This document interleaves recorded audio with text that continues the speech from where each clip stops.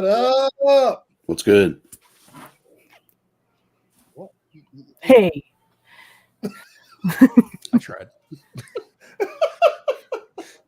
I thought you were gonna forget to add me to the panel again, like you did on Friday. Oh wow, that's hurtful. Yeah, man. I don't know what you're talking about.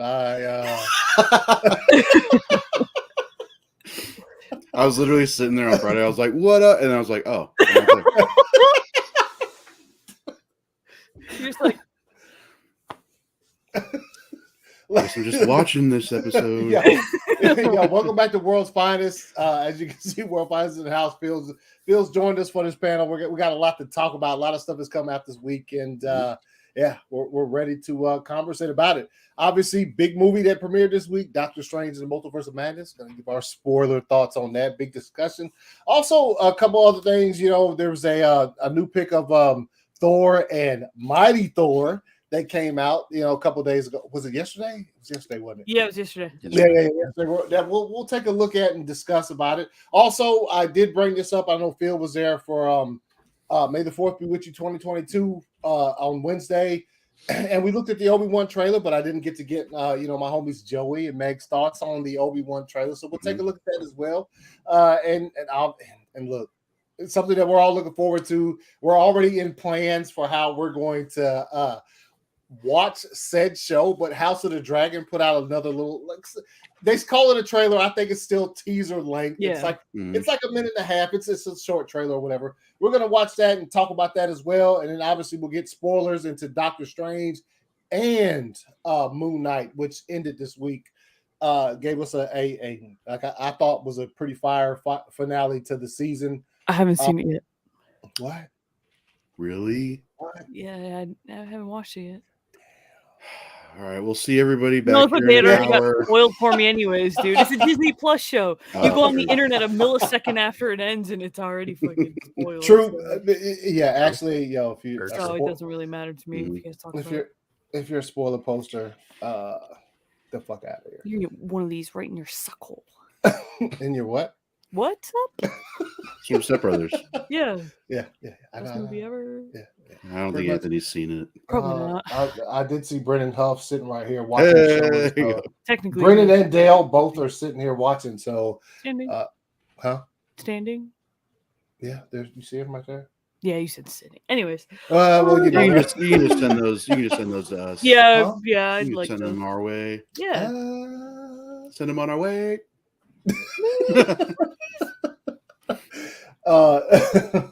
So yeah, like I said, welcome to the show. It's Sunday night. We're happy Mother's Day. Real quick, shout out to all the mothers out there who are watching.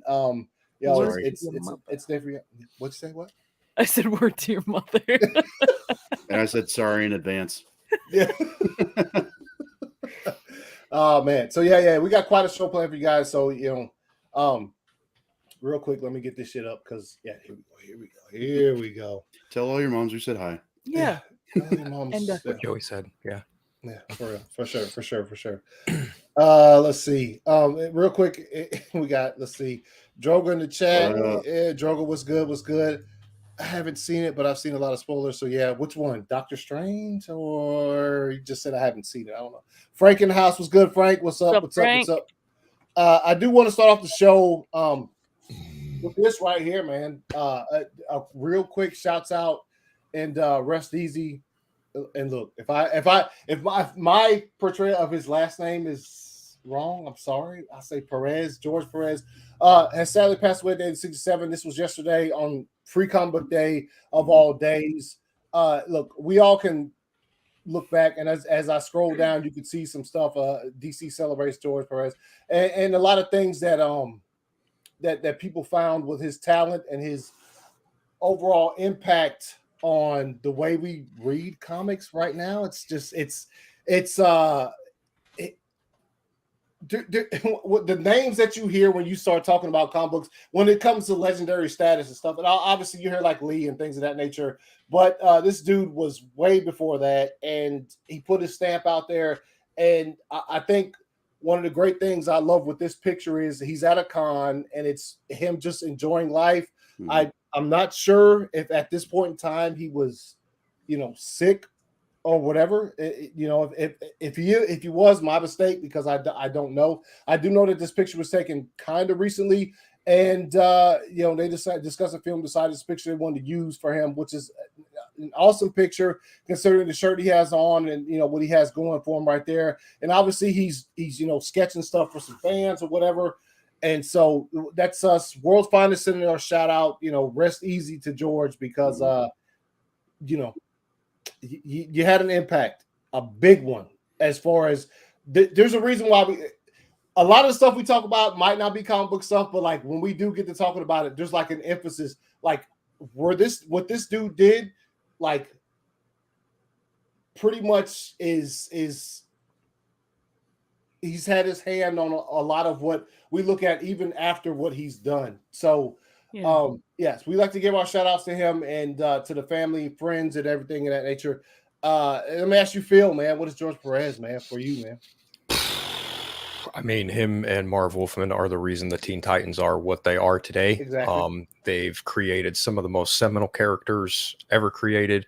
I mean, George Pérez, like, he brought Wonder Woman into such a spectacular light as well, along with Donna Troy. Like, he's just one of the most influential creators of the time. And it's really unfortunate because within nearly a 2-week time span, first Neil Adams and now George Pérez, it's just an absolute shame. I mean, unfortunately, we as fans knew he had been diagnosed and sick for quite some time.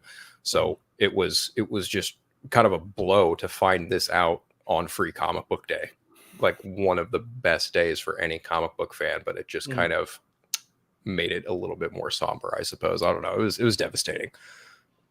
Yes. Yeah. And Joey, what do you think about, man, George Pérez, man?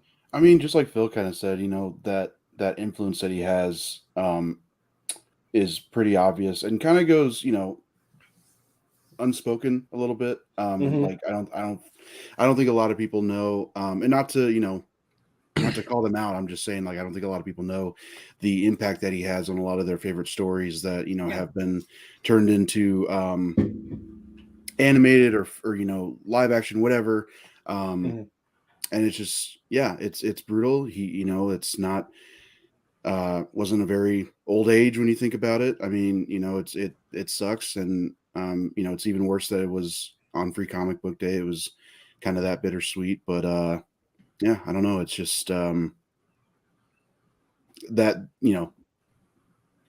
like he left that space, and I don't think it's gonna be one of those that can be just replaced. Yeah, no, not easily replaced. Also, I think I know we found out yesterday, but I think it might have been Friday when he passed. I don't know for sure. No, I'm pretty sure he passed yesterday, but he was like in the very rapid decline the last few days. Okay. I follow Constance, the woman that's been giving us all the updates on him.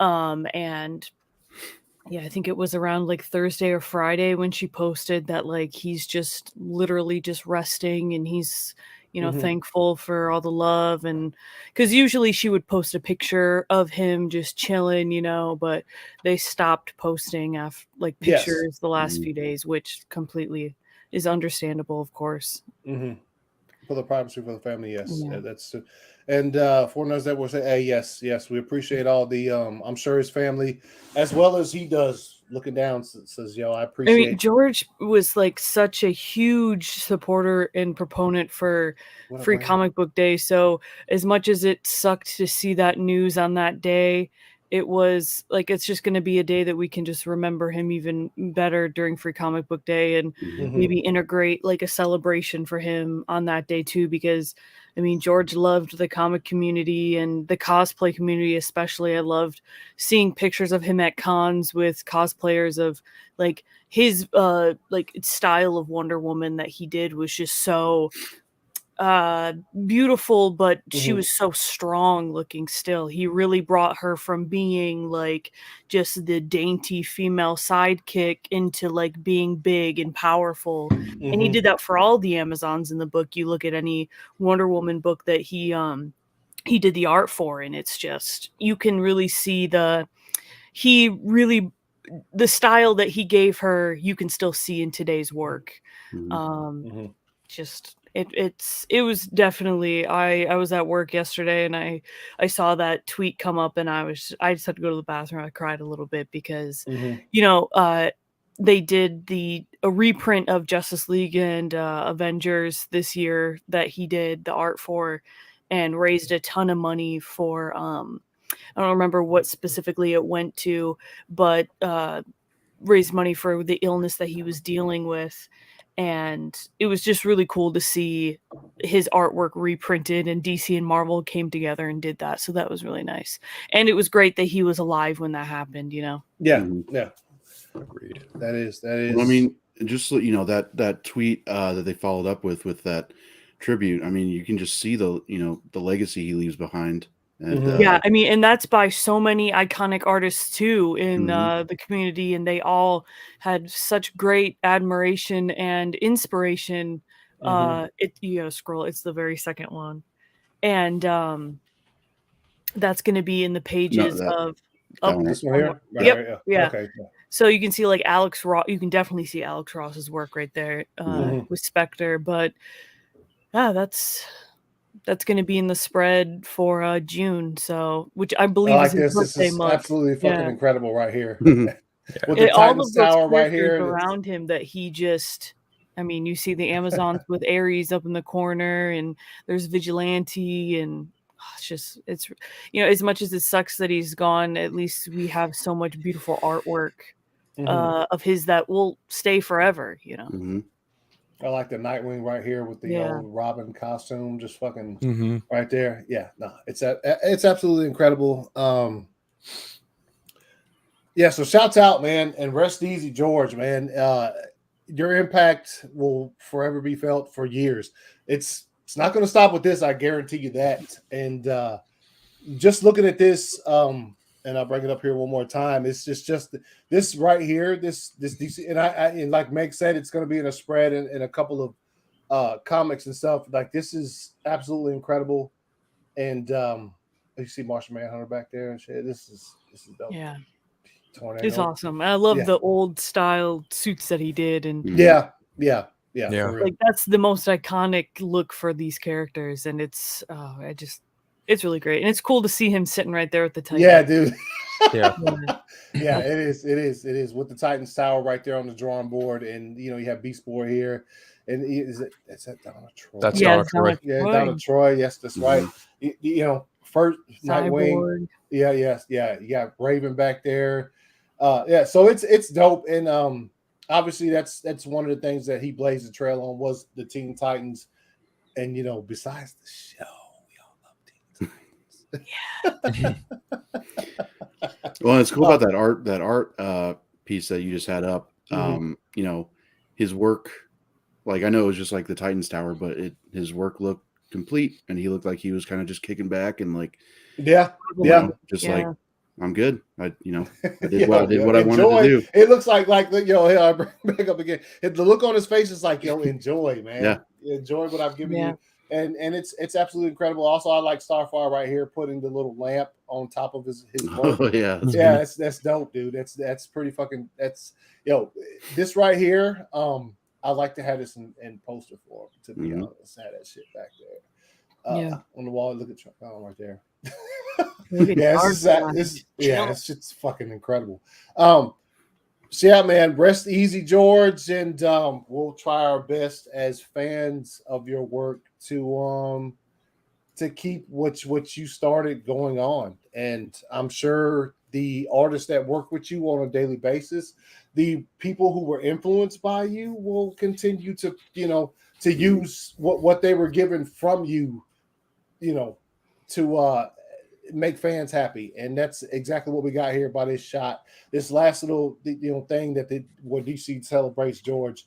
And man, that's hard to hear on a Saturday, let alone it being Free Comic Book Day, but also he is he's no longer in a suffering state. He's able to just pretty much just look at us and be like, yo, appreciate your love, and I hope that's what he's doing right now. Let's see. Ray was in the house. What's good, Ray? Nick in the house said, "What up? What up? What up?" Hey y'all, good to see you Oh, again. What up, Valkyrie. Alex? What's up? What's good? What's good? Just remember, this is the master of transitional era in comic books as a Yeah. whole, turning away from the cheesy golden syrup. Yeah, it's Mhm. true, man. Ryan was good. Homie was Ryan. good. Was good. V in the house, K Pasta, my favorite peeps. Had to call in the old bomb through that work site. Shit. Damn. Damn, V. Relax, homie. Hey, bro, you're gonna get the FBI calling on us. Yeah, seriously. They gonna be watching. Yo, if they watching the stream though, You see sniper marks on us, and we're just like, but also tell them rest easy, George, man. Make sure they know before they shut the stream down. Yeah. Nah, but yeah, that's that, like I said, that's something you hate to see, but also at the same time, that kind of stuff happens, man, and we have to be able to deal with that in our own certain ways. And so another thing I want to bring up, which was something that came, I think, this came out yesterday too. Yeah, it did. I just asked Meg. Let's see if I can find it. Hold up. Yeah, here it is. All right, so sorry, I'm laughing because I'll show y'all in a minute. Okay. All right, I'll show y'all in a minute. Please. So anyway, so this came out right here. Oh yeah. I know what you're talking about. Well, yeah. So maybe you might, but I just caught this like an hour ago, and I was like, wait a minute. What? Okay, so anyway, Empire released an exclusive pic from Thor: Love and Thunder. Obviously, you got Jane looking absolutely incredible here. You got Thor. Not a bigger fan of his suit, but You got the Bible Man theme going on. Bible Man. Yeah, no. But I will say this is the reason why I was laughing was because Discussing Film posted it first. Yeah. And they said new look at Natalie Portman and Chris Hemsworth and Thor: Love and Thunder. And they posted the picture and look. Oh, dang, they didn't wait for it to load before they fucking saved it. And then when this person that I actually showed said pic's been out for 5 minutes, you already butchered the quality. Hilarious. I thought it was pretty funny. And so this is quality. Dude, they look good together, but like she looks. Yeah. Ooh. Yeah. He doesn't look good by himself, I don't think. Yeah, no. Not as good as colors. It's just like, yeah. She looks more reminiscent of the way he looked the first time we saw him in fucking Thor. Yes. You know what I'm saying? She looks closer to that than he does. And obviously, look, Chris Webber, swole dude, he has a fire workout regimen or whatever. Suit just doesn't hit me as good as I felt when I saw him in the first Thor or Dark World. So in this stuff right here looks a little bit weird to me. This busy. It's very busy. Yeah, a little texture gold on this. Is just the gold and the red are just clash with each other with the blue and the there's just so many colors. Yeah, it's not trying even very that it's hard. Bright. It's just too many different colors. Yeah, it's trying very hard to be very Kirby, and I get it, but I don't know that it excels in that department. And look, I'm always the first to say these type of things we don't know until we actually watch the movie and see the respective like suits and costumes in action. So this is a first look because look, I didn't even bring any attention to either of them's pants, which kind of look weird anyway. But in action, when they're in action, it kind of it always gives a different like a perspective to how they look. But just this on hand right here, just looking, Jane fucking hit me in the head with that hammer. Dude, beat my ass. Please. Yeah. Just smack me around from here to Tennessee, please. You can just kiss me. I don't need to be. I like her suit because it's really only like 4 different colors when you look at it. Yeah, his is just so many. It looks like he has googly eyes on his. It does. Yeah. And like his bracers and like the weird, just those 2 red stripes on him. It's just like. No, that's not his Ravager suit, is it? Or is it? I don't think he gets his Ravager suit is just like regular clothes. Okay. I didn't know if that was like supposed to be a theme. It's pretty much. I don't pay too much attention to this movie. Sorry. Yeah, I think it's. I think the Ravager suit is. obviously it's what he wears when he's traveling with the Guardians of the Galaxy or whatever. So like it's different from this, but yeah. I mean, look, don't get me wrong. Chris Hemsworth still looks good in this, but it compared to this right here, I can't even fucking. That shit is just. Yeah. She looks great. Sometimes you just keep it simple and you look. She does look so good. Yeah, she does. She does. Anybody out there talking about the arms and CGI? Get the fuck out of here. Oh, and I saw one that was like perfect makeup and curled hair. I'm like, shut the fuck up. She's a god. Like seriously, we don't say anything. I mean, also, that happens forever in movies, so I can't even. Yeah. Oh, you're telling me that Chris Hemsworth hair isn't perfectly placed in this, and his facial hair isn't either? Look at that. Yes. Yeah. Okay, relax. Also, he's more than likely wearing makeup too.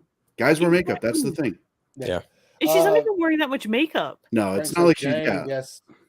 Am I the only one who misses Thor's chainmail? No, you're not. No, you're not. His fucking original suits were fire. Mm-hmm. You know, she goes harder in the paint than he does. Yes, that's exactly she does. They look like they're taking graduation pictures in the backyard. No, they're like the prom pictures, dude. Yeah. So far away from each other. Bro, she looks. She does, dude. Wait a minute, hold up, man. Am I still mad they see Johnny's head on my body? Okay, relax, B. That's what my dad would say. Speaking of, your dad's wild. Yeah, is your dad watching? Yeah, is he watching? Well, we're not talking about DC stuff, so. What? I wish Jane just used her biceps to snap my ostrich legs. I'm sorry. Hey, you're probably not the only one. You got hey, at least he admitted it, and he's like, snap my legs quickly, please. I would like to walk funny. I think he meant eggs. I think he's talking about his balls. Eggs. You said legs. Oh, I thought he said legs. He said eggs. Oh, whoa. Are you talking about your balls or something? You should probably go to the doctor. Yeah. It's pretty wild. Those are big balls, though. Ostrich eggs are like huge. Yeah. His balls are like ostrich eggs. Massive. He's talking about fucking. He's got. Bro, yeah, definitely get those checked out. Yeah. Those are. Oh shit. So yeah, there's that picture that Improv put out. It's fire, and I'm gonna watch this movie. I'm sure there's nothing that's. She's the only reason why I'm gonna watch this movie because Thor Ragnarok was so bad that I don't ever want to watch a Taika Waititi Thor film ever again. But since she's in it, fine, I will. Strong buff woman, fine. Yeah, we were when this trailer played before Doctor Strange, and right as it cut to black, and it got really kind of quiet. I was like, she's the best part of the trailer. The rest of it's terrible. And then people turned to me, I was like, what? Yeah, dude, if you don't just outwardly praise Taika Waititi's film, Thor film, people are like, what's wrong with you? Don't you like fun? Oh yeah. Yeah, I do like fun, but I don't like bad. Yeah. Yeah. She's one of the reasons I'm going to see it. The other reason is Christian Bale. That's the only other reason I'm going to see that. He's playing Gore the God Butcher. Yeah. I am eager to see what he brings to that role. Obviously, just and obviously he's in makeup and shit, which he's not a stranger to as far as he goes, he's not a stranger to anything when it comes to preparing for a role. So if he had to lose 100 pounds, I'm sure he did it. Considering the character, if he had to actually kill some people for this role, he probably did. Yeah, Christian Bale was like, "Yo, I need the experience of killing while go fucking We don't know that for sure. Don't fucking get into this role. I have to kill people." That's how he got prepared for it. Yeah, I think every time I saw Doctor Strange, because I've seen it 3 times as of today, I'm pretty sure it played. Bro. Yeah, I only initially wanted to see it twice, but then another friend of mine gave me a heads up and wanted to see it on Saturday. So you had to one up me. My bad. Two up us. Yeah, Tobey Maguire, Spider-Man, Cameron Thor. Fuck out of here. Who's Tobey Maguire? Yeah, Maguire. Maguire. Tobey Maguire. Seamus Tobey Maguire. I'm Spider-Man. Frank said he said, I'll wait to watch Thor. Hey, really? You gonna wait that long, Frank? You didn't wait to watch it when you watched Doctor Strange and the Multiverse of Madness for free on the internet. We got a pirate in the chat. Oh, I'm sorry. Did I say that out loud? Whoops. It's okay. We still love you, Frank. Yeah. But yeah. So that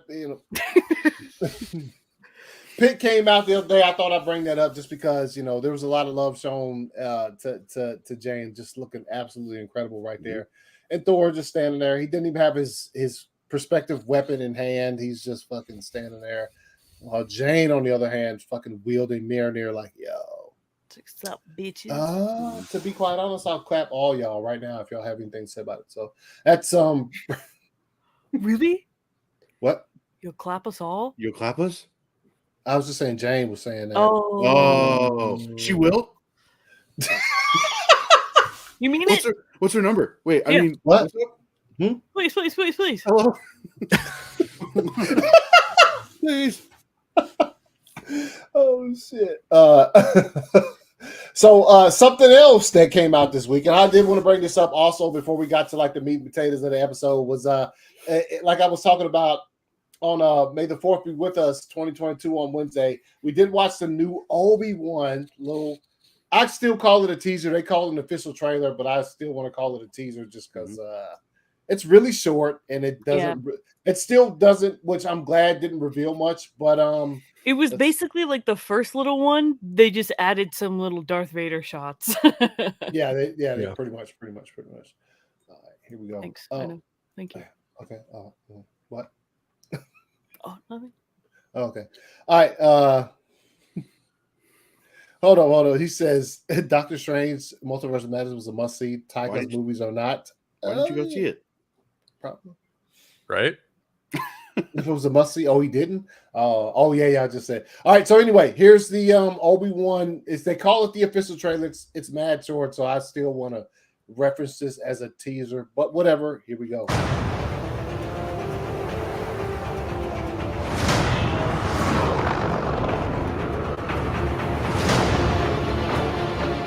They're coming.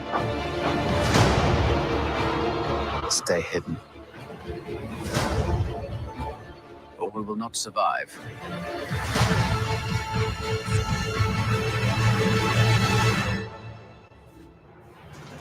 Leave us alone. When the time comes, he must be trained. Like you trained his father? Woo! You still want Kenobi. He's gone. Maybe you've been looking in the wrong places. I want every lowlife and bounty hunter to squeeze him.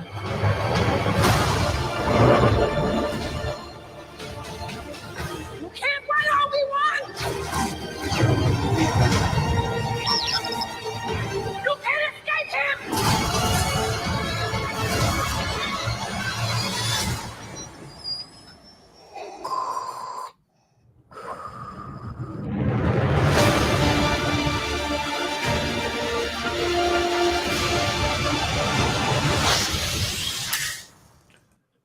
Yay. So there it is, y'all. The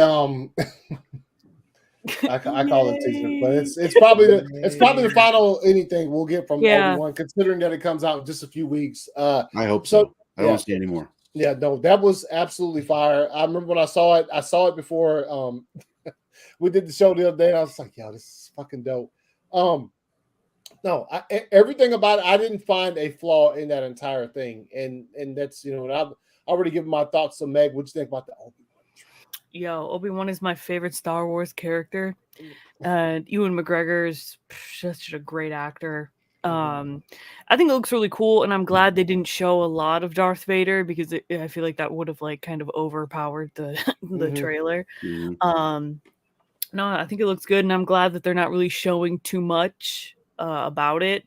So no, it looks dope. And who isn't there someone else that's scoring the show? Natalie Holt.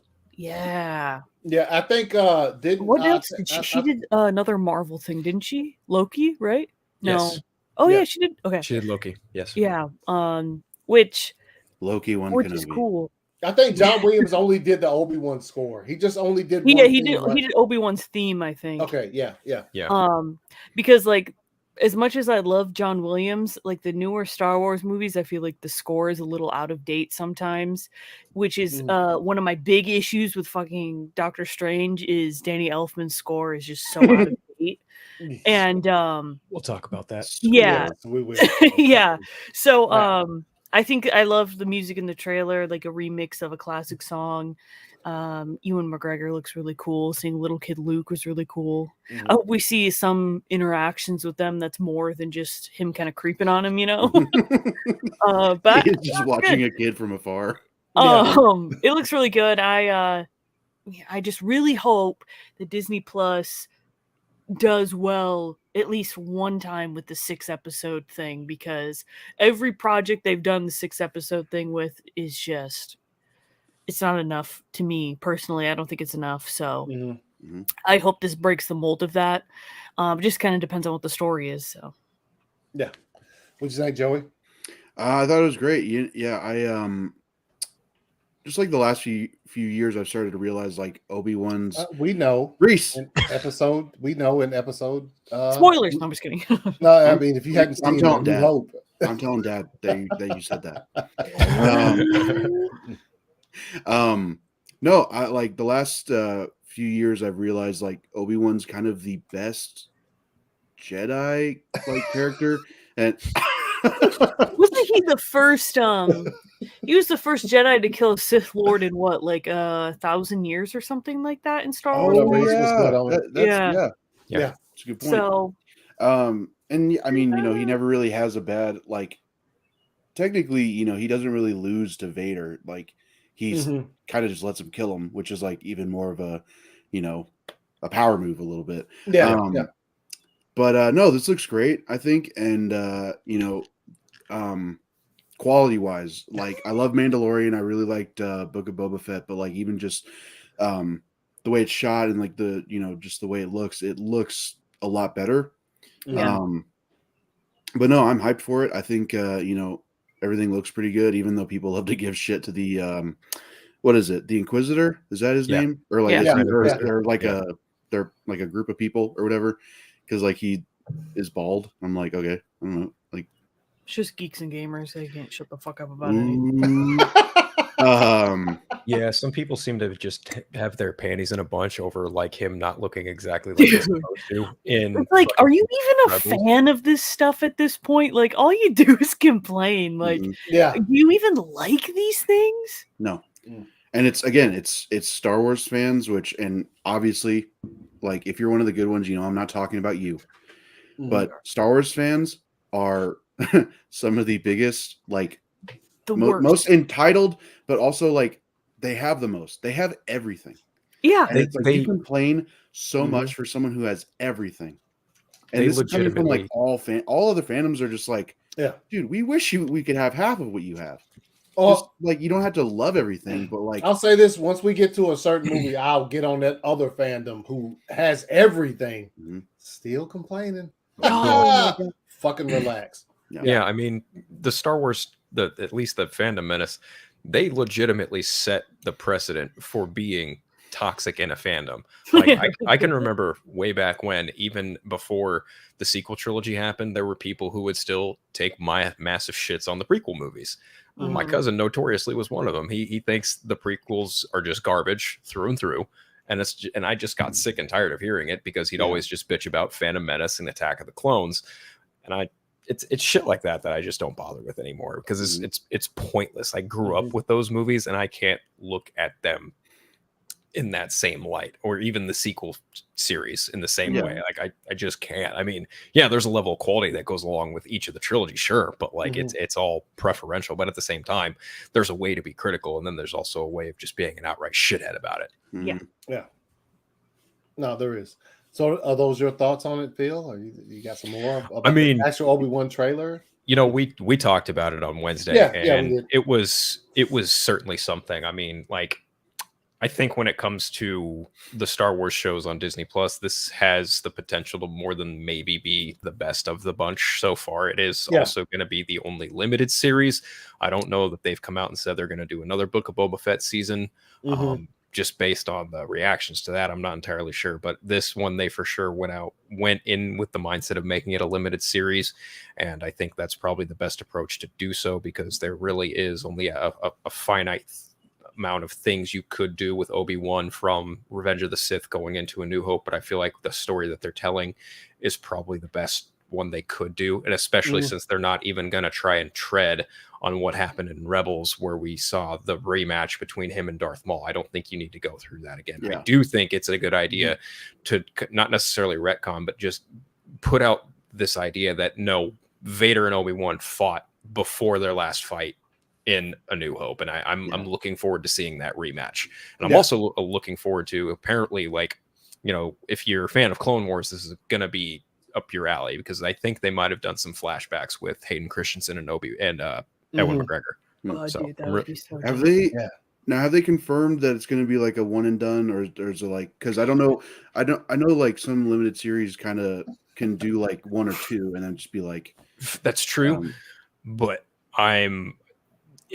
to me, when I see the marketing and it says limited series 6-episode event, that to me just feels like they're only going to do the 6 episodes. No, they very well could leave it open to do maybe another season or 2, but I don't know. Yeah, it's whenever you see these series come out, and when it's announced that it's limited, like weeks before the premiere date, it's kind of like, yo.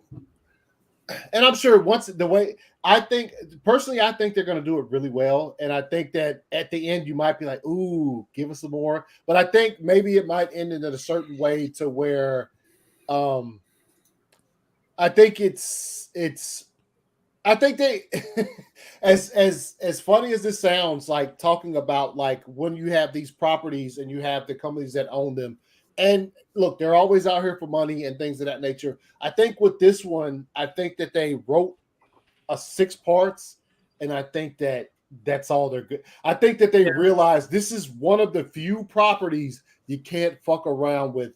On a, you know what I'm saying? Make 6 episodes. You can't, if you try to extend it, then you're really pushing and squeezing on the other lore that you've already created with the rest of the movies. You know what I'm saying? Like, because obviously this one fits in this small parameter, but then if you try to go past it, and especially if it ends really close to Rogue One, or you know what I'm saying, if it ends in that type of space, I think I don't think they want to go any farther. Hopefully they don't, because from the way this looks absolutely phenomenal. It looks incredible, and it looks like Phil was just saying, we'll get that Obi-Wan Darth Vader fight, and then because if you go farther than that, I think you're teeter-tottering on making. And obviously, look, it's not the best of Star Wars lightsaber battles, but it is the original that happened in A New Hope between Darth Vader and Obi-Wan. I think if you push it past a certain point, then you're taking away whatever meaning you could still get from that lightsaber battle. Yeah. Because that one it's iconic, and of course it's slow motion, and you can make fun of it all you want, but it's the original one. And it's like, if you push this series past its boundaries, you take a little bit away from what that actual lightsaber battle means in A New Hope, which it means a lot, because when Luke walked in and he obviously Obi-Wan gives himself up, and he's like, no, and it's just a phenomenal scene in the movie. I think if they push past a certain level, then that almost becomes meaningless as far as Star Wars lore goes and what happened in A New Hope. So yeah, I do hope it's 6 episodes, and then they're just like, yeah, we're satisfied. It helps that he's already a super established character, though. Yes. Too. Like, so 6 episodes will probably work out really well for him. Yeah. Yes. If I'm pretty sure flashbacks are in order for. I hope so. Yeah. They better be. Let's see. Okay, we'll talk about that in a minute. I ain't going to the next one. Y'all getting a little ahead of us. Almost like, relax. And nobody talked about Krasinski yet. Like, everybody's free. Yeah. We'll be less defensive and just have some fun in the chat, man. This is safe. Yes, you are right, Ryan. Yep. Yes. Thank you, Ryan. One of the best mods in the chat. Yeah. All right. So yeah, Obi-Wan's coming. We're all excited for it. That's to put it lightly, we're all excited for Obi-Wan. I think when that series hits, and it's a good thing that it's hitting, and it's funny. I know his first 2 episodes are hitting on a Friday, which is, you know, I'll try. I'm sure I'll try to. You know, I'll watch them before my show on a Friday, and there won't be any spoilers. Miss Marvel comes out the same week, though, doesn't it? Next week after. The week after. I thought it was the same week. Yeah, it's the 8th of June is when Miss Marvel drops. Okay. Fake fan. Anyways, if you could title episode 1 of Kenobi, title it "Hello There," that'd be great. That'd be great. Hello there. Hello there. Disney, if you're watching, yes, that will be fucking fire. I don't mind how Just the rename Inquisitor it. I mean, looks, you but I shouldn't would have to liked rename to it have because some- you already should have named it that. But Yeah, you can have it for free. I mean, we're used to you not crediting certain people, so like you can just have that title. Shots fired. Yeah.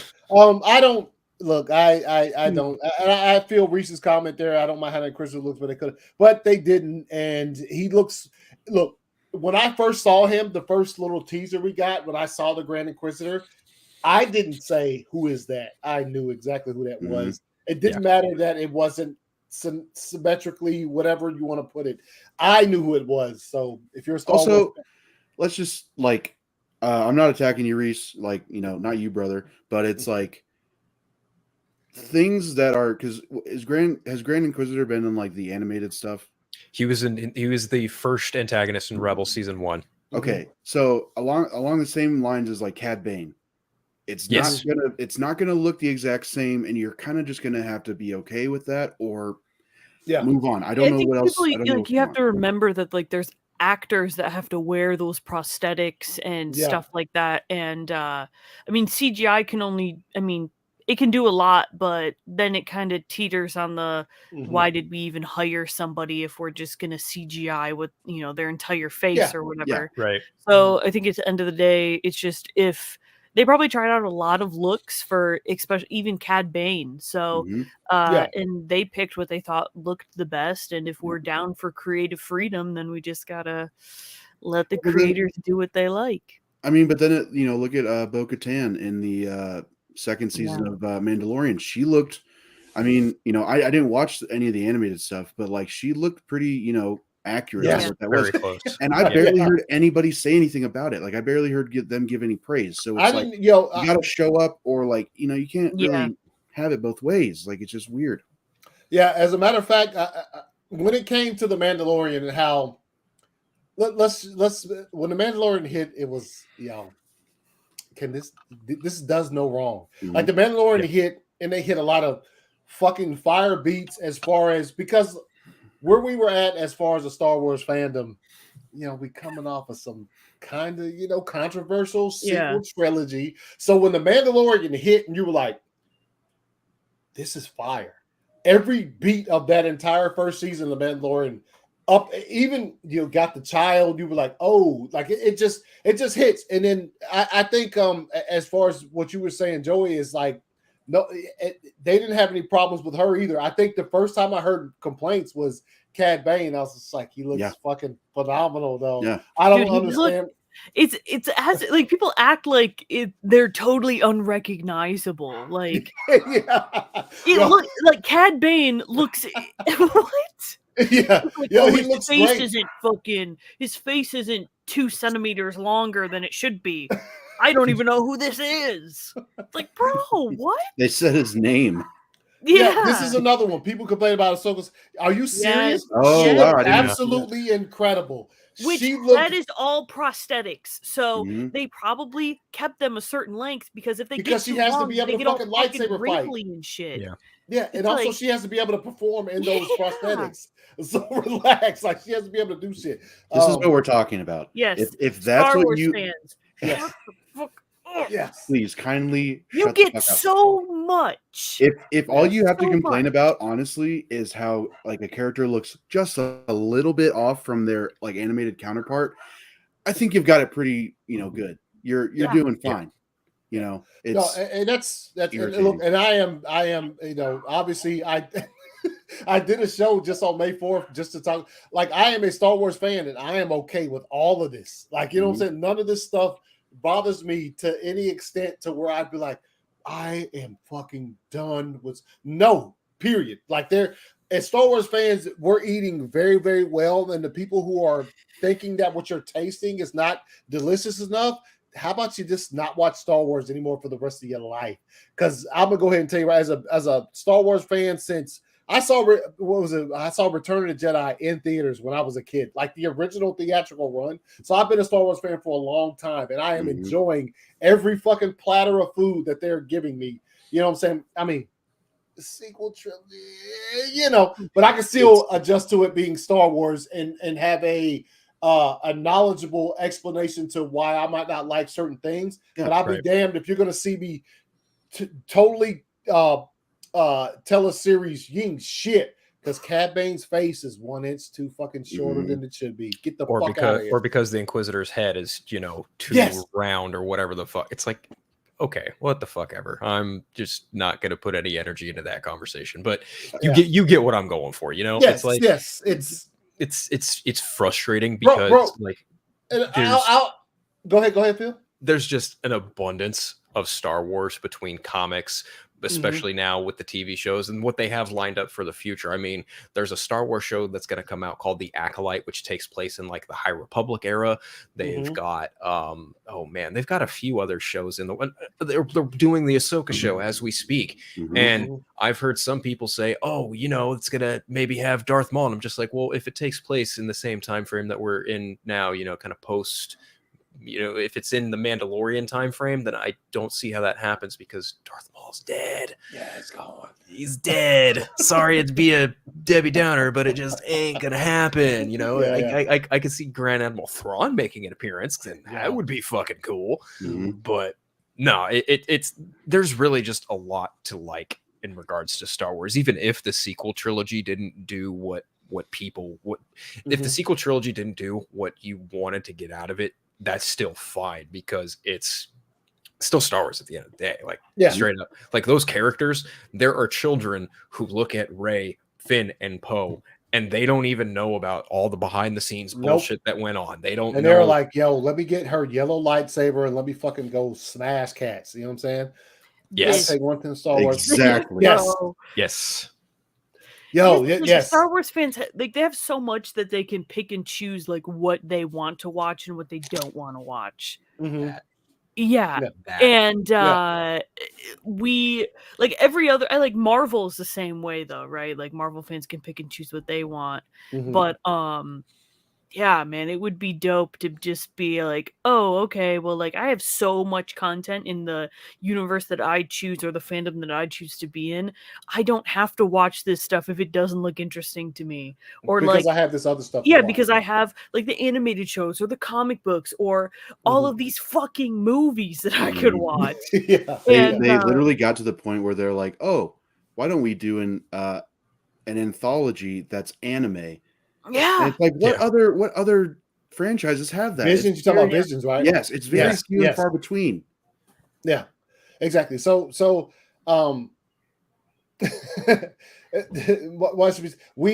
love the Obi-Wan stuff. We're looking forward to it, and I will never watch Star Wars again. How dare they not have enough stars in space while they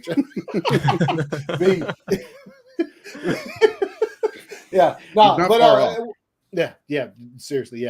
But so we're all looking forward to Obi-Wan, and I'm pretty sure it's going to be incredible. As far as any of the Star Wars shows, I think the first season of Mandalorian I was really, really looking forward to, and I think the only thing that's equal to this, Megan's a Sith Lord. Yes, I would say so. Probably. Yeah. I am a Kith Lord. Mwah. Also, Marcus, I don't know what's your comment. What? I don't know if. What is it? I don't know if you meant to say what you said. So, but please don't say that again. That don't make no sense. Yes, I don't know someone. All right, so Obi-Wan, looking forward to it. Yes, Star Wars fans, relax. You got a plethora of shit to like. there's so much shit out there that's ridiculous. Video games, television shows, movies, animated stuff. It's all. There's out a new there for Obi-Wan comic that came out last week too. Yeah, I think it's 6 issues, maybe.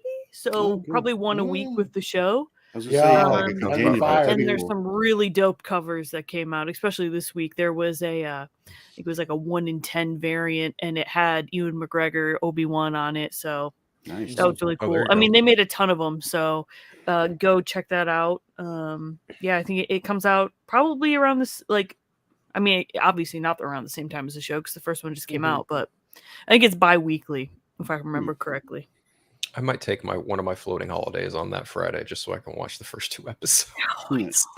Yeah, it's definitely I want to say, you know, Star Wars fans sound like children, but That's giving them too much credit. Well, and you don't hear children saying this new Star Wars series is woke. I've never So I've it's never heard like, a kid be like, "Oh, I hate the new Star Wars." bro, it's Yeah. the woke agenda. Yeah. yeah. Also, I'm 5. Yeah. This is woke agenda. This is woke. Yeah, relax on that for sure. This is woke. I flew up. I flew up. I can't believe they gave a woman a white saber. Can you wipe my butt?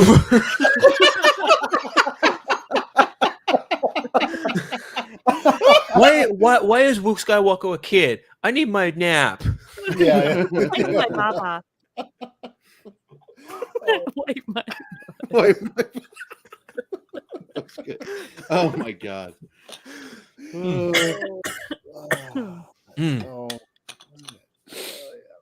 All right. So anyway, Oh, my head in after that one. yeah. Too funny. Ryan says, "Oh, you might need a link in the future." Hey, man, whatever you feel like, come back on, dude. Come on and fucking chill out with us, man. He said it's always 40+ year widows like nerd that complain Star Wars isn't what he wants it to be. Yo, it's bro. Before It's we always move on, the dudes that like fiercely masturbated to fucking slave Leia, even though like you knew at the time that she was being horribly abused behind the scenes and literally starved lose herself. weight. They were like, "Yo, you better be Starved fucking." herself to the point where she was like fainting. That have an opinion on like women or different races of people being into Star Wars stuff. It's like, bro, you fucking jerked off every day to slave Leia. I don't want to hear your opinion on anything. Also, real quick before we move on, and this is indicative of all fandoms. You're never going to get exactly what you want. No. In any particular fandom, there are millions of fans of said fandom. So let's just take Star Wars, since that's what we're talking about here. You have Star Wars, and you have this fandom in this box, right? But outside of this box, you have 3 billion other people who are fans of this little box.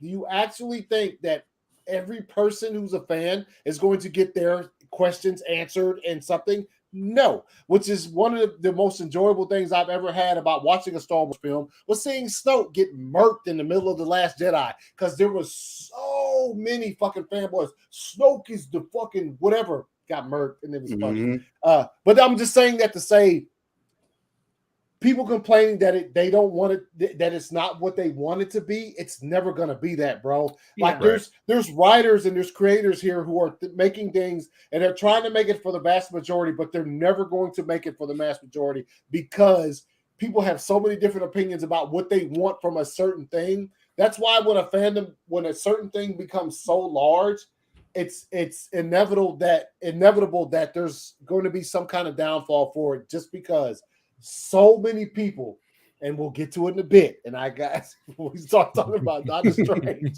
is because people think they know for sure what's going to happen in said thing, and it doesn't fucking happen. Now they hate it. Rise of Skywalker too. Same kind of energy with that movie. Been a fan of this thing for 35 years, but now you hate it because one movie came out and what you wanted to happen didn't. Fucking relax. And that's sounds like your love for it wasn't really that strong. Meg, I'm sorry for the indecency of saying. But you're not like screaming woke at new stuff, so you're fine. I mean, he also likes Slave Leia. Fuck with me. Oh, wait. Did y'all pull something? It's always there. Oh, whoa. Okay, relax. That was Frank. Was it? Attack of the Clones Padme. Oh my god. Padme. Woo! What? Oh yeah. So yeah, that's the Obi-Wan trailer. We're all looking forward to it. Star Wars fans, fucking relax. We're getting Obi-Wan 6 episodes. Let's hope it saves everyone. Probably won't because it's impossible to do so. Anyway, another thing that came out this week is something that we're all big fans of, and that is House of the Dragon released a Jabba's section and say what? Reese, you okay, bud? Everything all right at home? You all right? Yeah, bro. Okay, That's a take.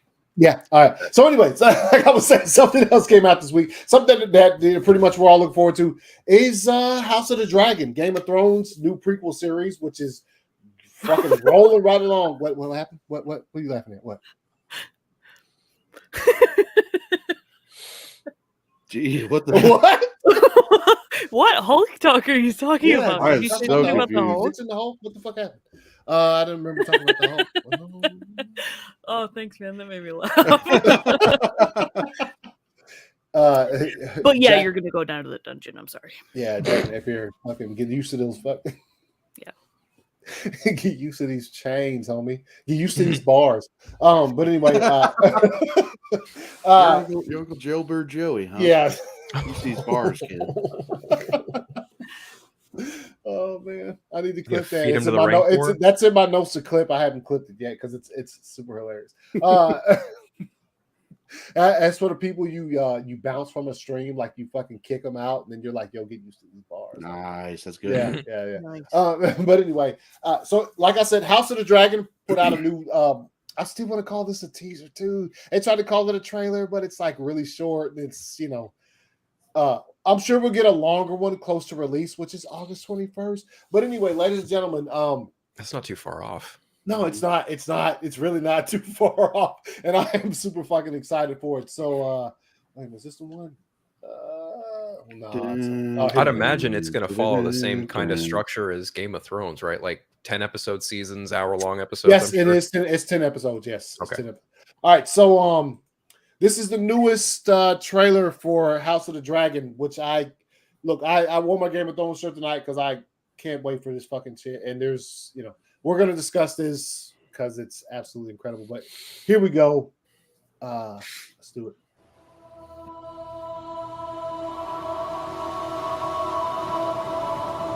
Dude. What is this brief mortal life, if not the pursuit of legacy?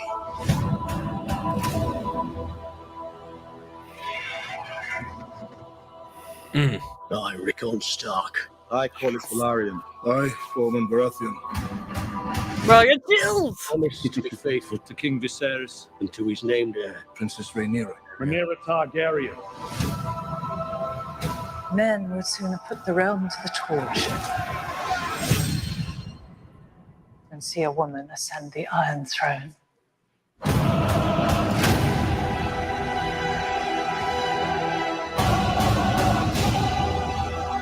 We play an ugly game. You have the determination to win it.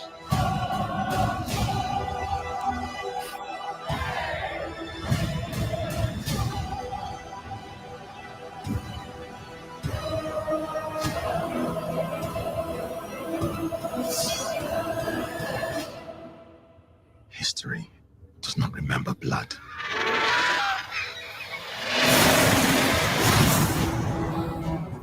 It remembers names.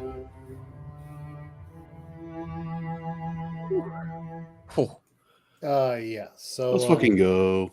Dude, it's so weird to see Matt Smith in a fucking wig, though. Yeah, right. Especially after just seeing in Morbius. Yeah, Yeah. exactly. So yeah, House of the Dragon, August 21st, which like Phil was saying, right around the fucking corner, bro. Mhm. we're talking about a few months. And like I said earlier, we have been throwing around ideas to how we're going to we're big Game of Thrones fans here at World's Finest. So when this comes out, we're going to make sure that that we put our best foot forward as far as representing the show and showing our love and trying to get the fans involvement as well as Get Matt Smith on the show. Yeah, Mhm. Matt Smith, where you at? What's up? Yeah.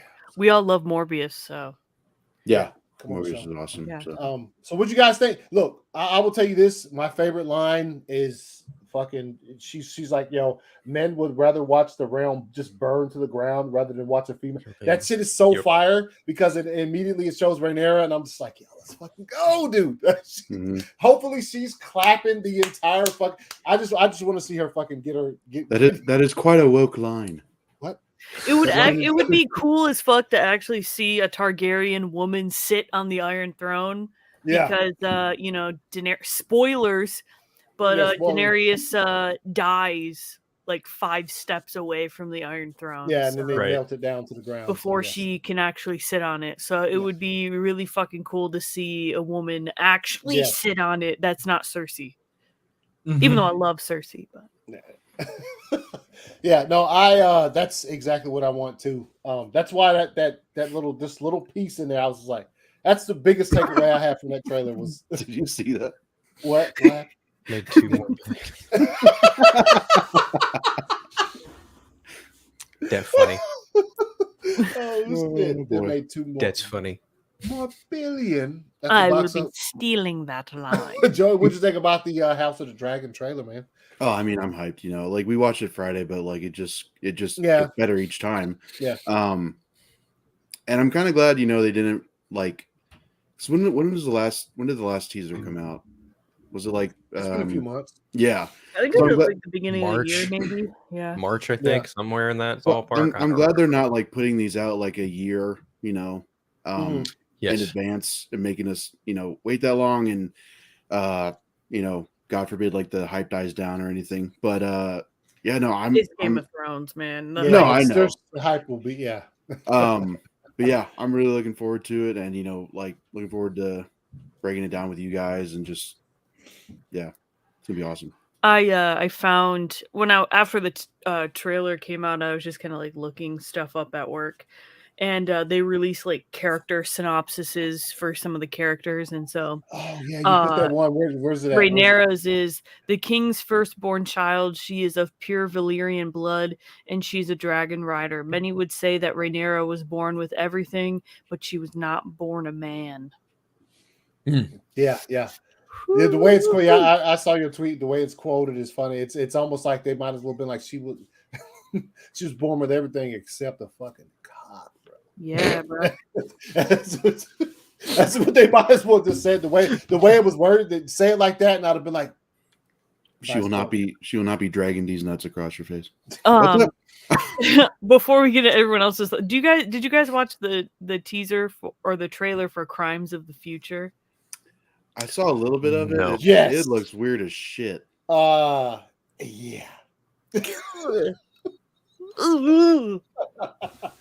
Did not. Oh, dude, up afterwards. I mean, we obviously we can watch it without being kicked off, right? No, we'll be fine. On the internet, I'll pull it up in a second after we get done talking about this. Yes, it is. No, if we watch, is it Cronenberg, right? Who is it? Who's directing it? Yeah, you're right. David Cronenberg. Yes. Okay. Yeah. We'll see that in a second. But yeah. No. What House of the Dragon? Look, let's fucking go. And I think when I saw that the episodes, like as far as, and look, it's hard to compare it to the original Game of Thrones, because when Game of Thrones first started, the episodes were, they weren't costing much until the show was fired. Then they're like, the dragons got bigger. Let's throw all this money at everything we can for Game of Thrones. Phil, what'd you think about it, man? House of the Dragon. I'm a little late to the Game of Thrones game. I came into it a couple years into the first time I went to college, and it really wowed me in terms of stories being told in that kind of setting, the seriousness, the gravitas, the how no one was safe, anyone could die, like that was really grabbing. It grabbed me in certain ways, and it became something my ex watched when we were together way back when, a couple years ago. But I enjoyed it for what it was, but I kind of fell off after around season 7, maybe even the final season. So I'm going to probably try and revisit it as much as I can before this, because this actually, to me, has a potential to, you don't have to rely on the narrative that R.R. Martin set with his books here. This is entirely its own thing. It's set, I think, years before what we know as the timeline of Game of Thrones. And it's, obviously I love dragons, kind of unrelated note, but I love dragon type Pokemon. So this to me just kind of screams something up my alley. I love big giant wing beasts that breathe fire. So I'm down. And I like Matt Smith. So it's cool to see him kind of, in something like this. It really shows that he's got a bit of a range in terms of what he can do, because for a long time he was Doctor Who, he was recently in Morbius, and now he's going to be Game of Thrones. So he also looks mad, like he looks mad pissed off that Rhaenyra is fucking out there. Because I'm pretty sure Matt Smith's character is the king's nephew. So I think so. When the king dies or whatever happens to him, and probably his father's dead because his character is supposed to be the one that takes the throne, but as you can see in the teaser, they're all like, we bow to King whatever his name is and Princess Rhaenyra. And I think it's just going to be again a battle for the throne. Which I mean, it's called Game of Thrones. I love Game of Thrones. Also, I think this first season is going to be very, very refreshing. For Game of Thrones fans, like I said, like obviously I came on midway through the second season. Like it was between the second and third season. Somebody gave me the first two seasons. I watched them and fell in love with it. Then obviously started watching from then. But like, if you've been watching since the beginning of Game of Thrones, this is refreshing, considering this is something of Game of Thrones where it wasn't the original Game of Thrones. Once it got hype, once it got a lot of fans, that's when I was saying they were like, HBO was like, money, whatever you need, here, do this. And so, not to say it wasn't good, because it was absolutely spectacular. This is us getting to watch almost like the first season of Game of Thrones again, a slower pace. Probably, and obviously a smaller budget, because they said the episodes were nowhere near as much as so smaller budget, smaller episodes, smaller, really tight character development, really tight, just like the first season of Game of Thrones, which is, as much as people could say that I watched the first season, didn't catch me, so I left. That's your mistake right there. If you watch the first season of Game of Thrones and just bounce on it after that, you need to continue, because that's that's the perfect first season for something like this, is that it has to start slow. It has to build this stuff. Yes, spoiler alert, you got to kill Ned Stark. It just has to happen that way to make it be so fucking phenomenal when you get to seasons 2, 3, and 4, because all of that shit is just makes sense. So seeing this one be so like, it looks big and grand, but also it still looks just as small as the first season of Game of Thrones. So, and I enjoy seeing that. What Sugma? What are you talking about, man? Relax. What's going on? Oh, because Jogo said Ligma. He said Sugma. Okay, what's going on right here? The only big show at the time was Ballers, which no, Ballers actually finished. Breaking Bad was kind of ending right around the time Game of Thrones was getting super big. Yeah. Another show that was around the same time. Spartacus. That's another show that ended right when Game of Thrones went to like season 3 or 4. Yeah. So it was those kind of shows. my Game of Moans. What you talking about? Littlefoot back in his old early season heyday when it. Fucking weirdo, bro. Bro, there's a monologue that he gives, and it's in like season 2 that I'll never forget it, because there's just like mad cheek clapping happening around him. He's giving like a like a monologue. Super, I'm like, bro, you realize super like poetic fucking serious monologue, and there's just chicks eating each other out in the background. It's like, okay, you never forget it though. No, you don't. Was that that wasn't the Madness is a Ladder? Chaos is a ladder. No, he said that to Varys. Yes, he says it. Yes, Varys. Yeah. When they're in the throne room. Yeah. Ryan Rivera. Yes, I have seen Rome. Rome was pretty fire. Rome was pretty dope. That's one I need to watch. Rome was pretty dope. He said very powerful scene. Yeah, I'd say. So yeah. No, if You definitely chewed the scenery there. What's going on? There's a lot happening. Yeah, actually, so House of Dragon is based on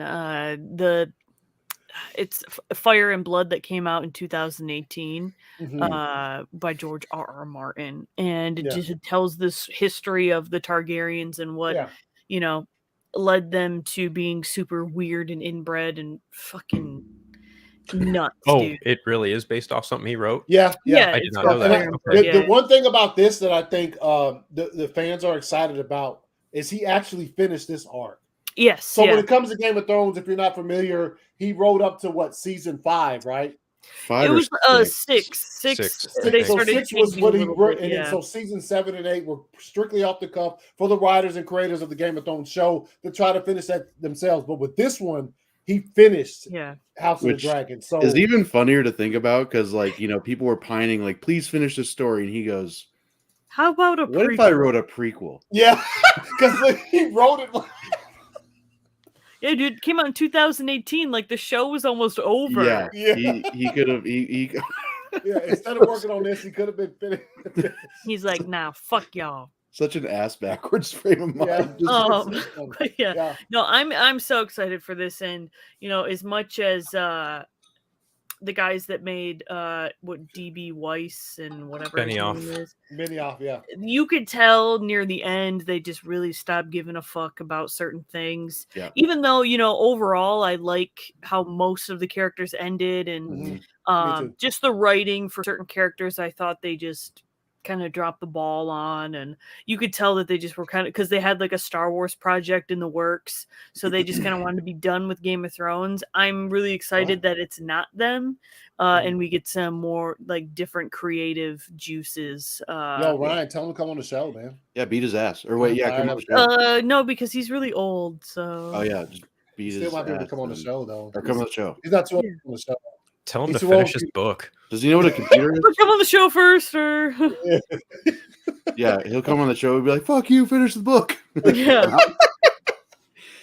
Which I don't know how it's funny with that, just because. And look, it's also going off of what Meg said with Benioff and Weiss is also, I think they painted. I've said this millions of times before. They painted themselves into a corner. Season 6 came out before season 6 was even finished. They're like, "Yo, we're doing 2 more seasons. Yeah. One of them's gonna have 7 episodes. One of them's gonna have 6." Yeah. Bad mistake, because once you start making those 2 seasons, now you're under handcuffs. Yeah. We can't do no more than that was, I think that was the biggest mistake they ever made, was doing that instead of just letting the seasons flow to them and just creating them. Yeah.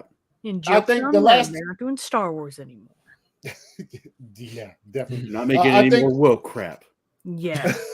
I think the last 2 seasons of Game of Thrones, as much as I enjoy them, would have benefited from being 10 episodes apiece, just like every other season, which is what I think it would have gave them more time if they ran into any complications trying to finish the last 2 seasons. Having more episodes to work with would have given them the chance to, like, you know what I'm saying? Okay, maybe we can rewrite some stuff, or maybe we can do this, but they kind of handcuffed themselves with that. So well, see, it's even worse too, because it's not worse, but like I think the information that was going around was saying that they wanted to do 3 feature movies that like would just be the end of the story. I remember hearing the one they wanted to end it like have a feature, at least one feature in. That's how they wanted to wrap up the last 2 or 3 seasons. But Game of Thrones was like, well, 1, no, 2, we'll give you like a shitload of money. So they were, and like just like Meg said, they pretty much didn't want to be there, but they were like, whatever, like, people like obviously money was like the big factor, but I don't know. It was just a lot of bad factors went into the, like, just the fact that the story wasn't finished either, but whatever. Yeah. Thanks, George. Come on the show. Please. Yeah, we appreciate you. Yeah, come on the show and talk about House of the Dragon. We love everything you do. Orion will be your ass. Yeah. Oh, he said be right back. Oh, you better right. All right. What in the fuck? All right, dude, my that was so funny. Like, my what the StreamYard just like it shifted all the way to the right on my screen. It looked weird, like all of the chat just moved in my. It's weird. My bad. No, it's fine. It was just that was just so enunciated. Like, what in the fuck? You're like, what the fuck? What the fuck? What in the fuck was that? What the fuck? I'm also eating a gummy worm, so there's that. Oh, Anyway, sure. Sure. what? Oh yeah. Let me see if I can hand you some cherries. Looks like a nutsack. It is. For some reason, it's I not. already got one of those, so I don't need that. Dude, it was over like your right eyes. on your eyes. Hey! You're teabagging yourself. Oh. That looked weird as fuck. All right, anyway. So let's. It feels like, what the fuck did I miss? Yeah. A lot. I got some Sunny D. I'm good. Oh, Oh, okay. You got the whole fucking jug out All there. right. Damn right. So let's get Damn into this, and right. I'm gonna go ahead and I'll go ahead and throw this up just to make sure everybody knows what the fuck is going on here. Oh, yeah, we haven't even talked about Doctor Strange yet. Let's jump into Doctor Strange and the Multiverse of Madness spoilers. Yes, in this conversation, we'll be talking about all things. Yep, there he is right there. He's in the Megverse right now. Yeah. Yeah. What? The opposite of blue balls. Oh, I'm talking about the cherries. And there's Scarlet Witch. There's Ooh. Ooh. Has nothing to do with Doctor Strange.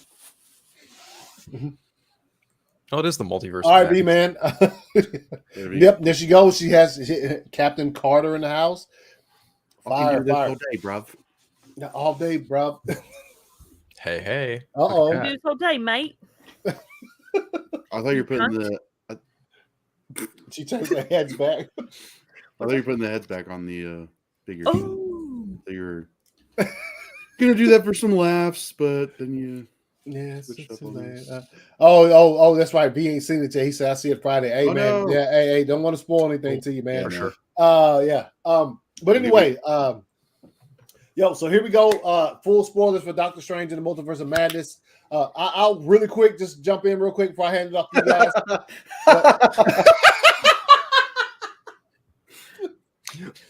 guys. Doctor Strange's head on top of fucking Higher, Doctor Marvel. Dire, Marvel, yes. higher, further, faster. Supreme. So real quick, I thought the movie was great. I thoroughly enjoyed myself watching it. Look, we'll get into some spoiler talk here before I hand it off to you guys for y'all to start the spoiler talk. I thought it was good. I thought it was a good Doctor Strange film. It looked good. Obviously, it's we live in a day and age where most movies just look absolutely phenomenal. It doesn't matter what it is. Yeah, what did it say? Wait, so when did Captain Carter have legs? Ooh. What? Damn, bro. Damn, cold-blooded. Yeah, her role kind of was cut in half.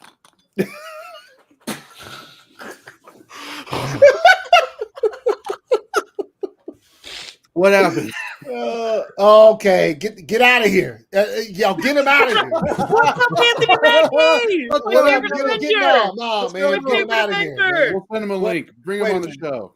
Wait a minute. What is this? I'm about to end the stream right now. Get him out of here. Get him out. You, Anthony Mackie, friend of the show. What? Enemy of the show. Number one supporter, Anthony Mackie. That's fucked up. It turns out she can't even do it for like 5 minutes. I can do this for 10 seconds. Oh can do man! this So look, for I'll hand it 30 off to the. I'll hand it off to my co-host and Phil. Phil, look, hey, all full spoilers, man. What'd you think about Doctor Strange and the Multiverse of Madness? Homie? Oh, okay. So I've seen it 3 times now Nice. as of today. Mhm. I did my ranking earlier today, and it ranks for me on the overall list of the Marvel Cinematic Universe. It is currently sitting at number 5 of the 30 something projects they've done. Right. Nice. I really enjoyed it. I agree with you. It is very much a Doctor Strange film. It's right behind the first film, right behind Loki as well for me. But even still, like I think I think it's one of the best ones they've done in a while as far as the films go. Like I really do think this is one of Sam Raimi's best too.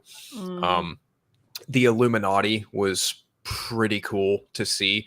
I'm also probably a little biased. Like this movie has a lot of my favorite characters. Like I really love Doctor Strange. I really love Wanda Maximoff, Scarlet Witch, and I got what I wanted in terms of a fantastic cameo. Like I got Mr. Fantastic. Like they brought in John fucking Krasinski as Mr. Fantastic.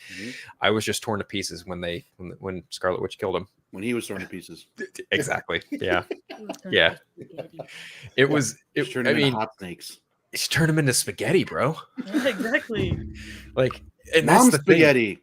Like she didn't hold back. Like this movie really shows you why Scarlet Witch is the strongest person in the MCU. Like she cleared through Comertage in less than 5 minutes. She manhandled the Illuminati without even trying. Like she, gave Carter 2 pieces to work with. She crushed Captain Marvel. She broke Professor X's neck. I did not see that coming. That was wild. Yeah, well, fuck that.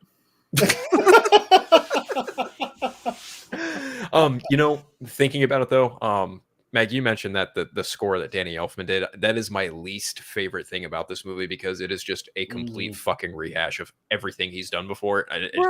They don't even use the cool, like, magical, mystical sound that when, like the sound when in Doctor Strange is like when he does his shit. It's in Infinity War where they're on Titan and he like turns himself into like 700 different Doctor Strange. That noise. I don't know what instrument it is. You don't hear that once in the fucking the new Doctor Strange movie. And it's like that sound has followed him his last 5 appearances. Like, yeah. Wow. Y'all ain't got him out of here yet? The fuck is going on? It was made him just, a mod. It was just something else too. Like, I do think it is the random guitar riffs. I was like, yeah, that was kind of goofy. It was pretty brisk in pace. Like it was very quick. I will also say that some of the I think Captain Marvel probably had the weakest death in terms of how the Illuminati died. They just threw a statue on. Yeah, and like, it was kind of jarring because this is a character who could like fly and shoot photon beams out of her arms and like she's super strong. So it's just like, really, you just crush her with a statue? That doesn't really make too much sense. At least all the other like deaths kind of like, dude, that Black Bolt death, it still like haunts me. Like it's so gnarly. Like, and that's how you know it's well done. But then it gets to Captain Marvel. It's like, okay. And then with Wong, there's like 2 points in the movie where he like if you apply real world physics, dude should have died. Like when Scarlet Witch comes through Comertage and she goes through the reflection of the mirror dimension and comes out of the gong and she comes out all Exorcist style. I thought that was actually really cool. But she tosses around Doctor Strange and then she tosses Wong. Wong lands on like a step, like 2 steps, and it looks like where his vertebrae, neck, you would think like his vertebrae would like smash or break or paralyze him or something. But then also towards the end of the film, he gets thrown off a fucking cliff and like lands on a rock just fine. On his back. Yeah. I'm like, there's a level of disbelief I can suspend here, but that's just a stretch too far for me. And again, like I'll continue. Oh shit. Oh man. Oh man. Yeah. That's courtesy of Reese. He said suck on these nuts. What nuts? But yeah, like outside of those minor criticisms and especially the score, I just think the score is just weak as fuck. It's just not good. Getting Danny Elfman to do this movie was just a mistake. But I did like the post-credit stinger with Charlize Theron. That genuinely caught me by surprise. Yeah. As Clea, yes. Yeah. Speaking on that, there's a couple things caught me. Obviously, I didn't get I didn't get Krasinski spoiled for me. So when that shit happened, I was like, I literally verbally was like, oh my God, holy shit. Like that shit caught me by surprise. And obviously what you just said, the Charlize Theron in the credits, I was like, what? You know, it's I don't know if she's reached a point in her career where she's like, yo, I'm about to join as many franchises as possible, bro. Fast and the Furious, Marvel, let me fucking just get included in it all. But yeah, those things surprised me as well. Meg, what'd you think about Doctor Strange? I liked it. It was, I think my least favorite parts were probably like it's a beautiful, it's probably the most stylistic Marvel film out of them all, because you know it reminded me a lot of like Phase 1 of Marvel, where you could tell who the directors were of the movies. Because, you know, basically everything after Phase 1 up until just now. I mean, you could argue Taika Waititi has a certain style that you see in Ragnarok, but all of these films is like, you can tell that they're made by, like, you can't tell who they're made by. It seems like they're all made by the same person. So that was really refreshing to see. Like, the quickness in like the pace of the movie was great. I mean, you didn't really have spots to like sit and breathe when things would happen, you know? I thought using the character America Chavez was awesome. I mean, she was so cute in this movie, and the actress that plays her, I think, did an amazing job. The horror elements were so good. Like that scene where she's what they call it, dream walking, right? And they're going to that universe she wants to get like herself in that universe, and like we're seeing through the eyes of the dream walking Scarlet Witch as she's like creeping around like in her house, like by the staircase. That was really good. The horror elements they're awesome. Black Bolt's death was fucking scary as shit, dude. And, like the reflections were like you said, Phil, when she's coming out of the gong, and like you can see like cuts and gashes all over her body, and I'm like, oof, that's nasty. I will say the Illuminati scene was probably like, it served like the cameo purpose that everybody wanted. I think it was just like really poorly written, like. And I don't know how much I like John Krasinski as Mr. Fantastic. I just thought he was just kind of. I mean, we only saw him for a couple scenes, so it's like you can't really judge it too much on that. But like his line delivery and stuff, I was just like, it just seemed like I was just watching John Krasinski sitting, like John Halpert. I mean, Jim Halpert sit there.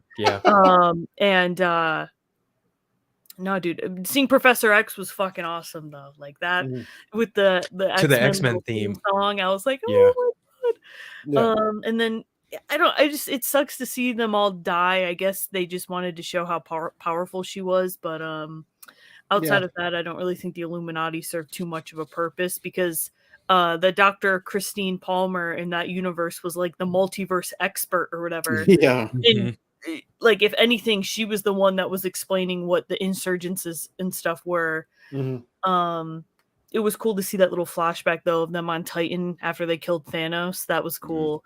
And Black Bolt killing their Doctor Strange. And it's also hilarious that in every universe Doctor Strange is just a fucking asshole. That's fucking hilarious.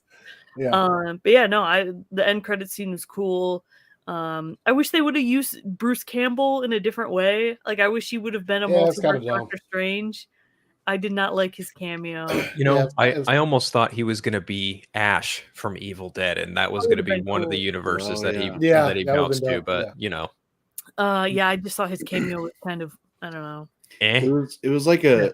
Because like when he came up on screen, I felt like I was the only person that was like, "Oh my god, it's Bruce Campbell!" We laughed at first, and like the scene, like as it went on, it was funny. But then I was like, okay. But then obviously after you sat there and watched the entire credits, once he shows up, but then I was like, oh, it's over. Even it reminded me a lot of like it reminded me a lot of like the first few Spider-Man movies. Like I feel like that was something you probably would have seen in those movies. So it was really nostalgic, you know. Let me answer that question for you real quick. Let me see. This is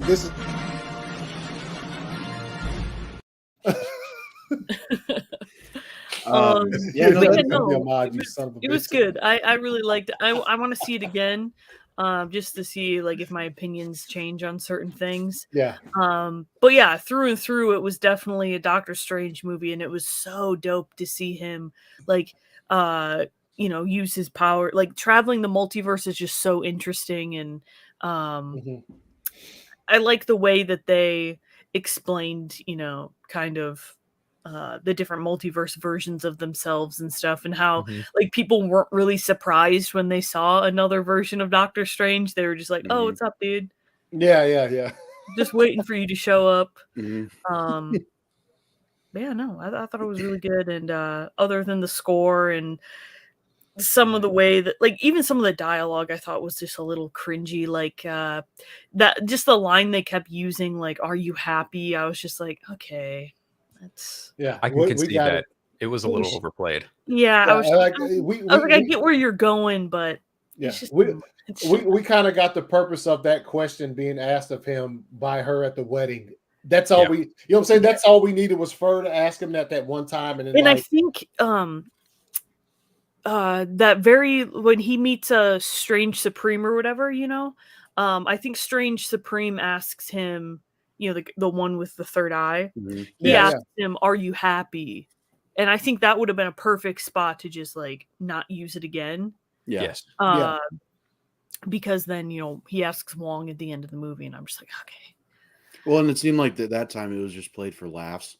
Yeah. Juan's reaction was like, "Oh, what a weird question," or whatever. Yeah. And I was just like, that didn't really serve a purpose. Yeah.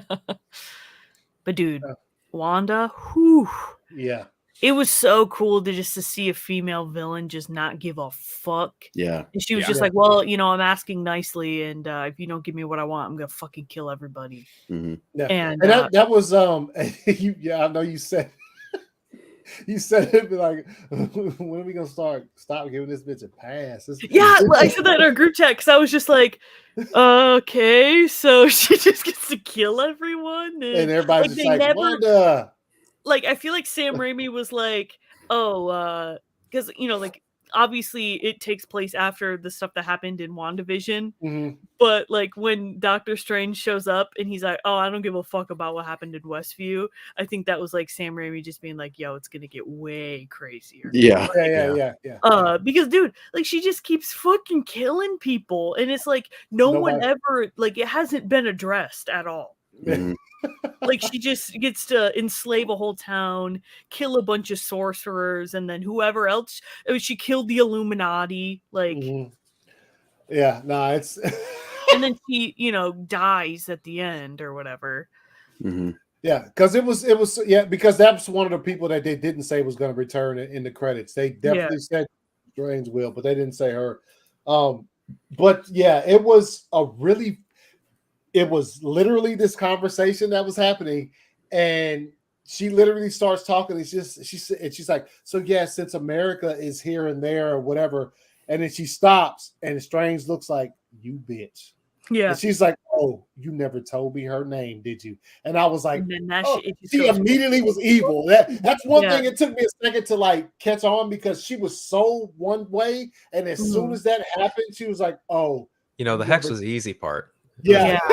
Hex was Shit was I was like, whoa. Oh, so she's the main. Okay, now I got this. You know what I'm saying? Like that's what I like cornered on to. Oh, she is the main villain in this bitch. But Joey, man, what do you think about Doctor Strange? I really liked it. I got the chance to see it twice on opening days, so I feel like I've was able to be a little bit more critical, like. Not in a negative way, just like right away, like I could see, what I enjoyed more. We talked about like the visuals and just like how it was shot. I think it looked great, especially in that first battle that he has with what was that monster's name? Did we ever, whatever the eye monster was? Somebody that Wanda sent. Obviously. Yeah. There were a lot of those like quick zooms into like the character that you had to focus on. That like is very Sam Raimi esque. Yeah. And yeah, it looked beautiful. I can't really like dislike too much about this movie. There were I agree with Meg, the dialogue in certain parts I was just like, it seems like just kind of half-assed, like as far as delivery goes. Not so much like the writing could probably be okay if the delivery was a little bit better.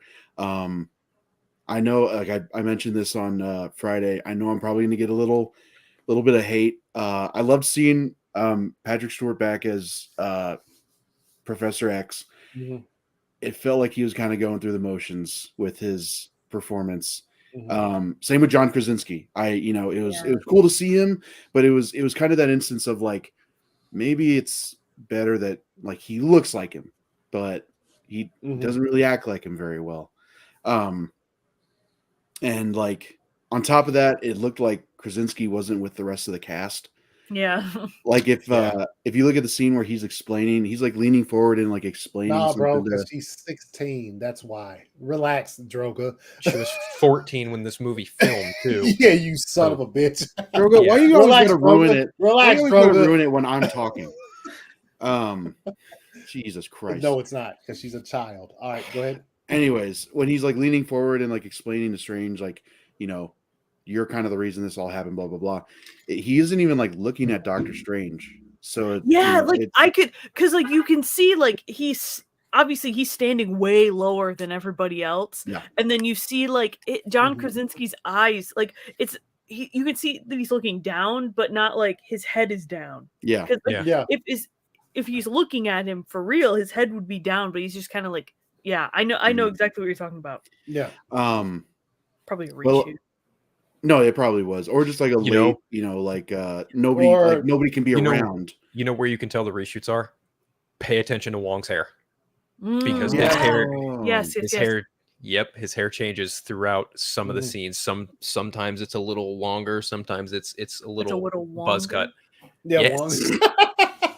No, and that's for especially for the Illuminati scenes, even when I think it's Captain Marvel, when she says, "Oh, we can handle your little witch," she's not looking at him. It's just like, and I think it's a combination of when we can get these actors here to shoot these scenes, combined with we don't want too many people on set because motherfuckers just be leaking shit. Yeah. Right. So we have to do it in a certain way where, and it shit still ended up getting leaked just because they can't help but fucking show people things. Right. You know what I'm saying? I did end up seeing the leak of the screen or the team shot when like everybody lands. I didn't see him get introduced, so I thought that was pretty cool. Like, he was literally the last person they introduced, and like it was such a quick, like, surprising thing. And like, I'm kind of with Meg. While those cameos were cool, they really only the purpose were just for that was to show just how like, strong Wanda was. Yeah, absolutely. Yeah. And it's like, but did you have to kill Professor X again? Yeah, seriously. Well, and also, like, I think you mentioned it in the group chat. Like, if this team killed Thanos, how the hell do they have such a problem with Wanda? Like, yeah, I mean, and I thought about that because I remember you putting that in the but the thing I'm thinking is like they didn't tell how they killed him. He just laying there with like something stabbed through his chest. That is confusing anyway. They said that didn't he use the Darkhold to defeat Thanos? Yeah. He used the Darkhold to attempt to defeat Thanos, but then they clarified that they all used the Book of Ashanti to take out Thanos. Okay. Well, there you go. Yeah. But anyways, no, a lot of, just really cool things like the quick, multiverse change at the beginning when they're flying through all the different ones. That was really well done. Yeah. I like the idea. I said this on Friday. The idea that like, there's the dream walking aspect and, Wanda's chasing her the entire time. And, Doctor Strange is protecting the American dream essentially. Yes. So like, I caught that on my first run or my first viewing. I was like, is there supposed to be like a deeper meaning to this, or is it kind of Ryan, man, take it easy, homie. Hey, later, Ryan. Or am I just like picking up on too much? I don't know. I just thought it was like a interesting touch. But yeah. Also, yeah, the score. Did anybody actually catch the reused Justice League? I was trying to. There were a few moments that I caught. Okay. Yeah. I don't know. I was too focused on what was going on in the movie. Yeah. I did like the final, like when he has that battle with the evil Doctor Strange when he's using like the music notes, and everything. And it was interesting that they used I think they used in one of the music notes, it was like the beginning to one of the Phantom of the Opera songs. Yeah. And I was thinking, like, you know, how funny it is that like his love interest's name is Christine. He kind of looks at himself as a monster because he can't do what he wanted to do for years because of his accident. Yeah. There's just a lot of like really like small details in this movie that I'm not sure who exactly, if it was Sam Raimi who was responsible for him, or if it was me. what. Oh well, thanks, Meg. Yeah, no, I thought it was all great. You know, like him coming back as the dead Doctor Strange was pretty cool, and it looked very Sam Raimi. Yeah, you know, like the his skeleton. fingerprint all over this movie. Yeah, dude, that cape of like demons, that was the Souls of the Damned. I didn't know that's what that was in the trailer. I was like, that is really cool. Yeah, that was probably my favorite, one of my, if not my favorite scene in the movie, where he conjures, like when he pulls the candles together and Christine calls him on using the Darkhold, and he's like, yeah, I'm gonna use the Darkhold, and she's like, you know, you strangers are all the same, and he's like, yeah, sorry, we are. That's exactly it. But it's for me, it's because he's always going to make the sacrifice play. He's always willing to do what is needed to be done in order to preserve the either the multiverse or whatever at that point in time. And I also really liked it because it really does capture just the spirit of the character. Like when you see him bring the candles, light them up, and he goes up and does his, it was like Doctor Strange straight off the page, and it was so perfect. And when he like opens his eyes and goes, that was so it was beautiful. It went to dark places, and it served a purpose. So I'm kind of a coward when it comes to like horror elements, but like that again served the story purpose, so I was okay with it. And I don't know, I like that moment also at the end when she kind of has Wanda reveal herself to be like this, finally get that glimpse in the mirror of like, this is the monster that you've turned yourself into. You don't want to be, but like you think you're fighting for this cause, and it's just you're kind of turning into your he's not really her daughter, or she's not really his daughter in this universe, but like it's a lot like in the same vein of Magneto, where it's like he has very good motives. He's very it's self-serving, but it's also like he's not trying to hurt anybody, but they end up doing it anyways. And I don't know, I just thought that was a good moment. And yeah, I'm also kind of annoyed that like she kind of just keeps getting away with a lot of stuff. I saw that. Relax. Just relax. Wait, what was it? Just the gore in the movie. First off, oh yeah, calm down. There wasn't even that much blood. The stuff that was on Wanda in the Illuminati area was literally oil from the fucking Ultron bots. So it wasn't blood like everyone thought. And also anyway, they decided to go this route. So let's just say we all enjoyed the movie. We all had we had a few issues with it, but overall I'd say we enjoyed it, and we enjoyed that somebody hold on, what the fuck is this? Go ahead. I'm thinking about it now because like when you think about the Illuminati sequence, I think to your point, Anthony, like people went in expecting one thing to happen and a totally different thing happened. Yeah, that's and I was going to bring something up real quick. I think a lot of and it's funny, and this is kind of reversed if you're especially the circles that we have been in for probably 5 years now, and it's that and we mentioned it just earlier how the fans of the Marvel Cinematic Universe kind of they get whatever they want. They ask for things and they're given those things. And so you have somebody like Sam Raimi who comes in here, a director who has fans galore. Like people love what he's done in the past, whether you talk about Evil Dead, Spider-Man trilogy, whatever. People are fucking on board with this dude. And he makes movies. He has a certain style that I'm sure we've all experienced.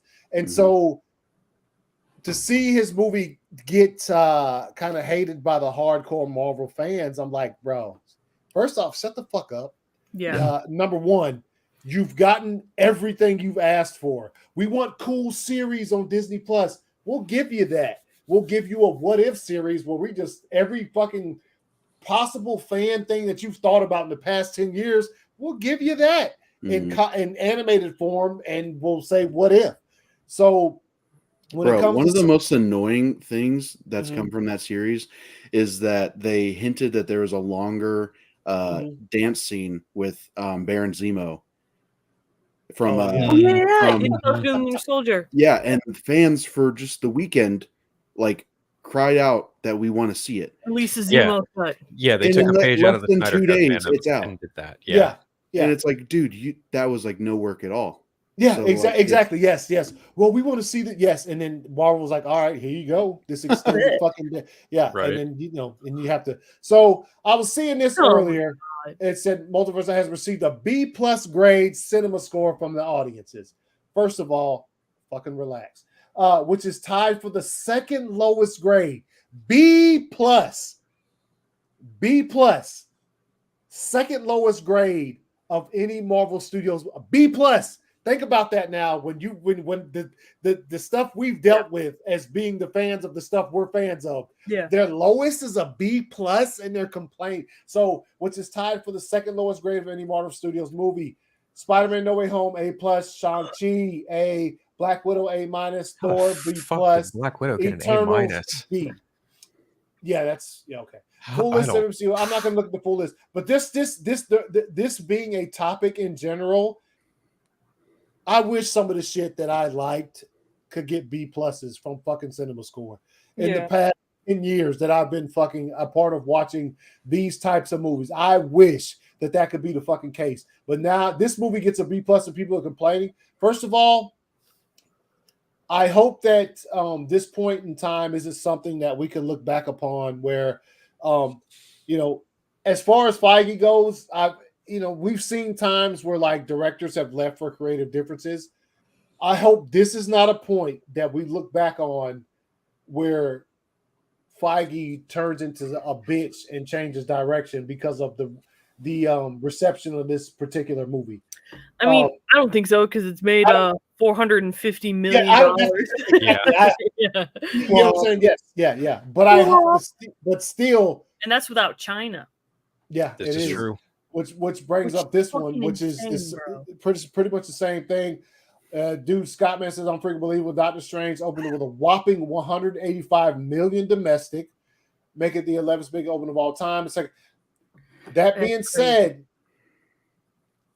second lowest fucking sin. That's what I'm saying. Hopefully that they take this into account before they take this into account. Yeah, I'm glad that like a lot of the Marvel stuff that's been coming out lately is like controversial. You know what I mean? Like, well, the entire next phase is gonna be because out there who was been loving the early first 3 phases of Marvel, and they're hating it now because they claim it's woke or they claim it's whatever. You're in for a big fucking surprise because these next series of films from Marvel are gonna be the most diverse shit you've ever seen in your entire fucking life. Complain now. Right, because you've got Thor: Love and Thunder coming out in July. You've got Miss Marvel coming out in June. She-Hulk is probably going to come some in August, September, somewhere in that range.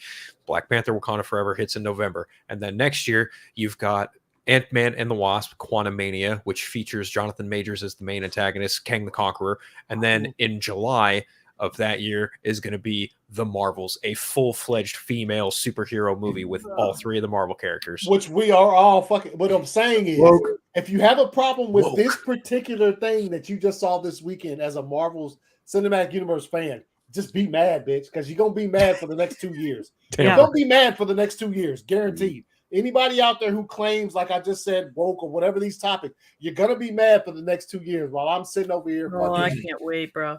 Exactly. Yes, you're gonna be mad. Yeah, just because it's in, and so that's why when I brought that up about the cinema score, that's unfamiliar territory for a Marvel movie is to have a cinema, and it's just a B+. That's a fire cinema score, but unfamiliar to Marvel movies. So like, if you're upset with the direction that this is going, even with the darker tone with Doctor Strange, I almost forgot Blade. Blade's coming too. And you know what? Feeding off your like you're going to be mad comments, you're still going to go see it.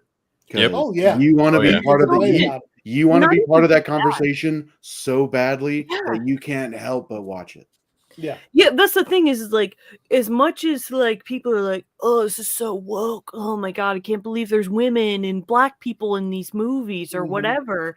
It's like you're still talking about it though. So as much as you say that you don't care about it and you're not going to watch it, they welcome the conversation still. Keeping it in topic and keeping it in conversation, they love just as much as you going and buying a ticket for it. Mhm. So it's really, you're just, I mean, you have, if that's your mindset, you have so many different films out there within pop culture that you can watch where a white guy is the main lead. There's Mhm. thousands upon thousands of movies like that. We've seen that many just in the like Marvel universe, you know? Mhm. So if you, like we said earlier, if you don't want to watch the stuff that's coming out now that has female leads or people of color as leads, you've got what? How many movies are in? When did they make Black Panther? 2018. Exact. You have from then back of just white male leads. So go watch Yeah, those if go that's watch what that you shit. want to watch, Mhm. because But there as are much women in those too, so yeah, be so careful. unfortunately there are women. Yeah. But my thing is Be people think that nerd culture is just so white male dominated, and it's not. I mean, every day I see people coming into my job that are people that identify as women or in the LGBTQ community and people of color, and they love this stuff just as much as you do. So why does it make it woke that they see themselves in media? I mean, Yeah. times are changing, and they're not just because they're not changing the way you want it to. Mhm. Yes. But yeah, Yeah. there's thousands of movies where you're represented. So if you want to watch that, go right ahead. No one's stopping you. Mhm. But let other people be represented because it's just It's how not it is. all about you. Yeah, Yeah, exactly. exactly. It's not. So It's a brave new world, and if you want to be a coward about it, yeah, there's the door. you don't can have go to, you hang don't out have to with watch any of this. gamers and nerderotic. How about that? Yeah. Nice. They're great. Apparently, they're great people to hang out with. Anyways, that was my rant.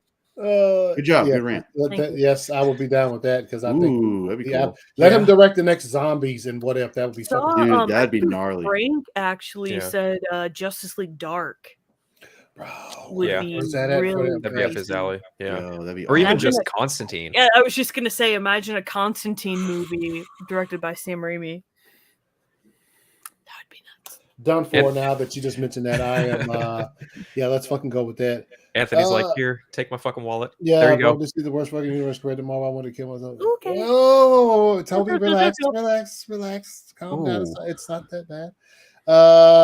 What is okay, relax. What the fuck y'all talking about in the comments right now? Y'all going off. Anyway, so that's Doctor Strange in the Multiverse of Madness. Look forward to seeing it again. What are you reading? I'm getting We're all a little bit gay, so yeah.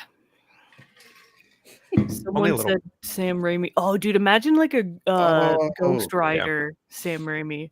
I know everyone is always like, when a new Marvel movie or whatever comes out, they're like, oh, this person needs to do this movie. It was similar to Chloe Zhao. They're like, oh, she needs to do the next Superman movie. I mean, that would be dope. And I know Shiraz posted a tweet that got quite a bit of blowback for relax. Yeah, Sam Raimi doing the next Superman movie. Yeah, I Shiraz saw is that. a friend to the movement. You don't need to fucking jump Yeah, down. he's also a friend of the show too. Yeah, fucking relax, bro. Yeah. Yo, people went off on that so hardcore. I'm like, They got so butt mad about it. It was weird. Bro, it's It funny is and it's very weird. It's kind of a conversation for like another time, but I will just say the cultists, that shit's real and it's hurting everyone. It is. It just hurts people. If you want to wait another 20 years for a Superman movie, that's on you. Yeah, not everybody. I don't. Truthfully, I don't either, and I'd welcome a Sam Raimi Superman movie because if he did a villain like Brainiac or Parasite, just imagine the shit you could see from that. Bro, imagine Brainiac being on his ship and like shit just curling around his face because it's just Sam Raimi, like fucking, that should be dope. I mean, you see what he did with Spider-Man, right? I mean, like, they both have similar like whatever what's the word I'm looking for? Clark Kent and Peter Parker are both like secret identities. Yeah, alter egos. There we go. There we go. Yeah. Where it's like they're both like these What up, nerdy Amanda? dudes. She said, Sam Raimi, hey, what's good? What's good? But I mean, if you're a fan of just Zach's work, that's completely fine. But there's people that are also a fan of the character Superman that would love to see him in more films, and that's also fine. So, I feel like it's like beating a dead horse at this stage, at this juncture of it, where it's like, can't we all just get along type thing, and let everyone enjoy what they want to enjoy type thing. But yeah, I mean. No. He said no. But that's the thing with fandom. Fandoms. There's always just like the super passionate people that. What are you making that face? What? What the? Okay. I have zero idea what that means, but okay. But no, as much as there's like awesome things about being in fandom, like sometimes people do get a little bit too overzealous and just attack when there isn't a fight. So right, yeah, it's just we brought up his Shiraz's he tweeted that out in good and in Siraj fashion, which was he's just making a statement. I think it'd be cool to see Superman in the future in live action, directed by Sam Raimi. Pretty much is what his tweet said, and people were just he didn't even say who the Superman would be. He just said Superman. Yeah, and it was just like in the comments below, it was just like no, Zach or no one. Like it was literally like that, and I was reading them like. Are you serious? Right? Listen to how you sound. You're talking about a guy who's currently knee deep in making 2 back-to-back movies. Dude, Zach would love a Sam Raimi Superman movie. Would love, yes, yeah. That's So people just relax. Let's just all just just collectively be nice to each other. Yeah, because you really feed into the narrative. Like anytime you hop in a tweet that's just like. I think that, and you're like, fuck you. No matter what the topic is either. Like, I literally tweeted just the picture of Jane Foster's Thor, and I put my Thor, and that's all I put. And people are like, well, actually, she's the mighty Thor. I'm like, no shit. The same thing happened to me. I asked someone a question regarding the Mr. Fantastic, and if his joke comment about charting the 60s might be some, if it might just be, is that a hint at where they might go with the Fantastic Four movie? And some people are like, "You fucking idiot! It's a joke about the band, the Fantastic Four. God, you're fucking saw." And I'm just like, did I fucking ask you? No. You need a higher sense of humor to understand the Marvel jokes because they're just like on a totally different wavelength. So that's the thing. Zach loves all these directors and their iterations of the characters he loves too. He doesn't. No, he doesn't. And he literally. If you would ask him that question, like, "Yo, if you couldn't do Superman," he'd say, "I would love for all of these people to do Superman." And it's just Tobey Maguire is his favorite Spider-Man. So there you go. Tobey Maguire is the next Superman. You heard it here first. What? He's gonna put some dirt in your eye. What? Kind of okay with that. He's gonna put some dirt in your eye. Everyone, let's just chill and just fucking talk about shit we like to talk about, and not attack each other all the time. It's just If we're being quite honest, when it comes to DC properties and live action, we pretty much know what we have coming for the next year or two. So, I mean, there might be some things that pop up or here or there, but we pretty much know. As far as the Marvel stuff, it's the same thing. We're pretty much familiar with what we have coming. Phil just named off a bunch of stuff on the slate for the rest of this year and early next year. So that's what we have, man. And as far as our good man, Zack Snyder, he is, like I just said, he's working on back-to-back films that we are very much looking forward to. So with all of this, just everybody, just get along and we can, we can have some nice conversations, man. And you have a movie come out this weekend that we all agreeably said was pretty fire. We had our, things that we found wrong with it, but for the most part, Doctor Strange and Multiverse of Madness was great. What? What's up? Huh? I said, "Fuck you, Danny Elfman, you bitch." Yeah. I sneezed. What did I miss? Amanda says yes. Maguire for Superman. Let's go. Oh, it's happening. Amanda says Bruce Campbell as Kingdom Come Superman. As long as we forget about his cameo. Okay, I forgot to mention that his cameo. It seemed like he's good. It was like he makes a cameo in all of Sam's movies, so he made. No, it wasn't like, dude. It was like you could have had him be a multiverse version of Doctor Strange. Yes, this was the perfect opportunity for it because or people even wanted him Mysterio. to be, yeah, well, people wanted him to be Doctor Strange so bad, and it's like, okay, this is a perfect opportunity. Yes, Sam Raimi, you've got Bruce Campbell in a Doctor Strange movie, and they make him a fucking what was it, hot dog? No, pizza balls. Papa. Yeah, Pizza Papa. Yeah. Well, that's so like in his cameos, like in the Spider-Man movies, like they were actually funny. This just seemed like a really bad theatrical like performance because he was like, "Oh, bro," like punching himself and just like, "Whoa!" And I'm like, "What the?" All right, and then like the ending, the end credits one, I was like, it was okay, like that was fine, but I don't know. I feel like if it was any other actor, I probably wouldn't have chuckled or laughed like I did. But considering it was Bruce Campbell, I was like, okay, I can tolerate this. And you're waiting for him to pop up, so it's like, okay, whatever. Right. But it wasn't one of his best, and I think Pop always gets paid.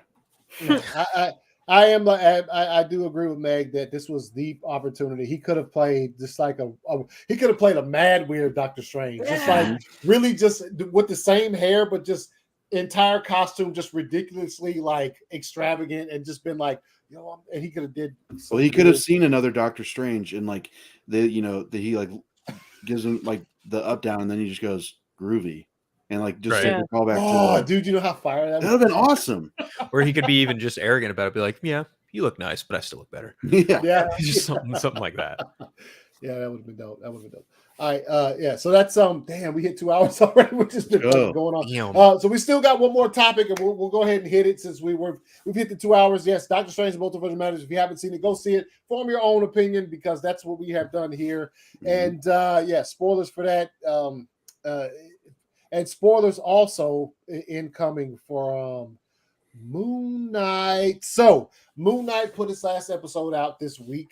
The series or the first season is done. They waited till about half the season at least was done before they were like, "Yo, this is gonna be a series and not just a series." So like, and they were just like, "Yo, here we go." Wait a minute, who said something? Oh, I love Moon Knight. Yeah, Moon Knight's pretty fire. Last episode was dope. So let's get spoilers. And I know Ooh, I was gonna watch it today, but I hung out with my mom and then I fell asleep. It's Mother's Day, so don't feel bad about that. So relax. Yeah, don't ever feel bad. You made me feel bad. No, don't ever feel bad. So don't. Yeah. So whatever. Joey, what'd you say about Moon Knight?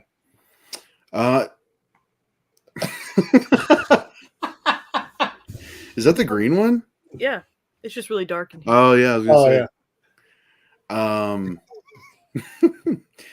It was good. I pretty much from the get-go, like it kind of covered that ground that you wanted the last two episodes to cover. I liked pretty much everything about it, like the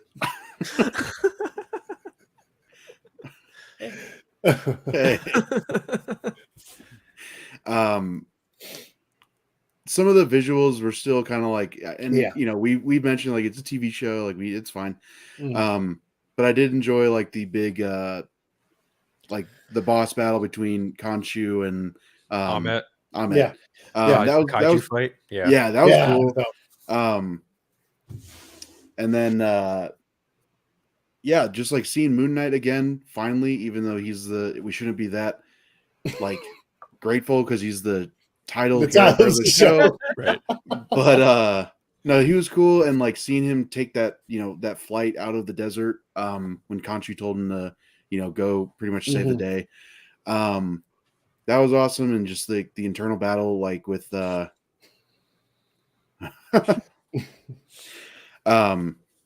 like Ethan Hawke as the villain he's been good the entire season pretty much. Yeah, even though he's been a little like maybe a little bit campy here and there, but No, I really enjoyed it, and I think I mentioned it the other day, but like if it weren't for Oscar Isaac, I don't know if the show would have done that well. But that, and also I don't know if it would have kept my attention to watch all of the episode. You know what I'm saying? Yes. Yeah. If it wasn't for Oscar Isaac, yes, he is. And this, in this finale, like a lot of the times, the finale really needs to be the one to stick the landing, and I think this one did it really well. There were just so many good parts about it. Is it Layla? Yeah. Yes. Dude, when she got that, I don't know what that armor with like the eagle armor or whatever, I was like, that is good. So I looked into this. Apparently, that's actually a nod to another Marvel Comics character known as the Scarlet Scarab. Oh, that's a cool name. Yeah. But no, yeah, I really enjoyed it. With this armor, it's fucking dude, it was so good. Yeah, she looks fire. I don't really know if I don't know what I was expecting her to what her costume would look like, because the hippo god was the one taking taking not control of her, but channeling her. And so I was like, oh, is she gonna what's she gonna her armor's gonna look like? I was kind of surprised to see the eagle thing or whatever. Yeah, no, I really enjoyed it. I thought it was a good end to a pretty good season. I think a lot of people had this a little too high expectations for it. Not too bad. It wasn't, you weren't, I don't think you were expecting too much, but I can definitely see some people were probably let down just a bit with the show, but no, it was good. Hell yeah. Thanks. Good job, Joey. All right, and that's our show for the week. Oh, I'm just kidding. Also, real quick, as much as I love fucking Jane, the shape she got in for fucking look at Layla's arms right here. Yeah, bro. Got some fucking, she put some work in there, bro, which I always love to see. I thought the series was great. I thought Joey, right, there was a lot of expectations for it. I thought people just the same as some of the other shit we just finished talking about. Too high of expectations, and even when it comes to Doctor Strange, people wanted all these cameos, they didn't get them, so that's a lot of reasons why people are hating on it. Same even thing though with there's this one. 6 new characters in the movie. Yeah, 6, and they're like, wait a minute, where's Deadpool? Where's the Hulk? Relax, bro. Fucking they're not there, so just chill. But anyway, I thought this show was absolutely incredible, and I think look, and I've had my complaints this entire season. I thought and as Phil was talking about, me and his opinions on some of the episodes have flip-flopped from the start of the season to when it got to the middle of the season. Yep. And then obviously episodes 4 and 5, I liked them, but I thought how the fuck are they supposed to wrap all of this story up in one episode after these 2 episodes where we didn't see Moon Knight, we hardly saw Layla, we didn't see pretty much anything but Steven and Mark and the hippo god or whatever. And so those 2 episodes were, and we got to see a lot of damn it, what the fuck's his name? Shit, dude with long hair, fucking Arthur Harrow. Yeah, Ethan Hawke's character. Damn it, Arthur Harrow. Yeah. So that's pretty much all we got to see with the last 2 episodes before this final one, and this one wraps it up nicely. And I said on Friday, talking about the show, there's a certain line that this the kid says to Layla as she's fucking clapping cheeks out there in Egypt. That was kind of fire, and I was just like, it's kind of made the episode for me. The entire, what I'm saying? When she says that to her, she's just like, yeah, I am. I was like, this is dope. So yeah, I don't know what they got coming for us. Obviously, the credit scene was absolutely incredible, and it actually finally showed Jake Lockley. Finally showed Jake Lockley in the credits episode. So I'm like, so I guess they're alluding to all of the blackout scenes in the entire series were Jake Lockley. So is that a fair assessment? Just because of the blackout that happens in the last one, where I'm like, again, what the fuck? And then, but it's kind of explained with that. So Yeah, no, I enjoyed. And Layla in the armor and shit is dope. And I can't see them coming out with another season without including her. And obviously Oscar Isaac is going to be there. Oh, you have no show without him being able to play now that we know not just 2 but 3 triple characters in one show. That's absolutely fire. Dude, he did it so well too.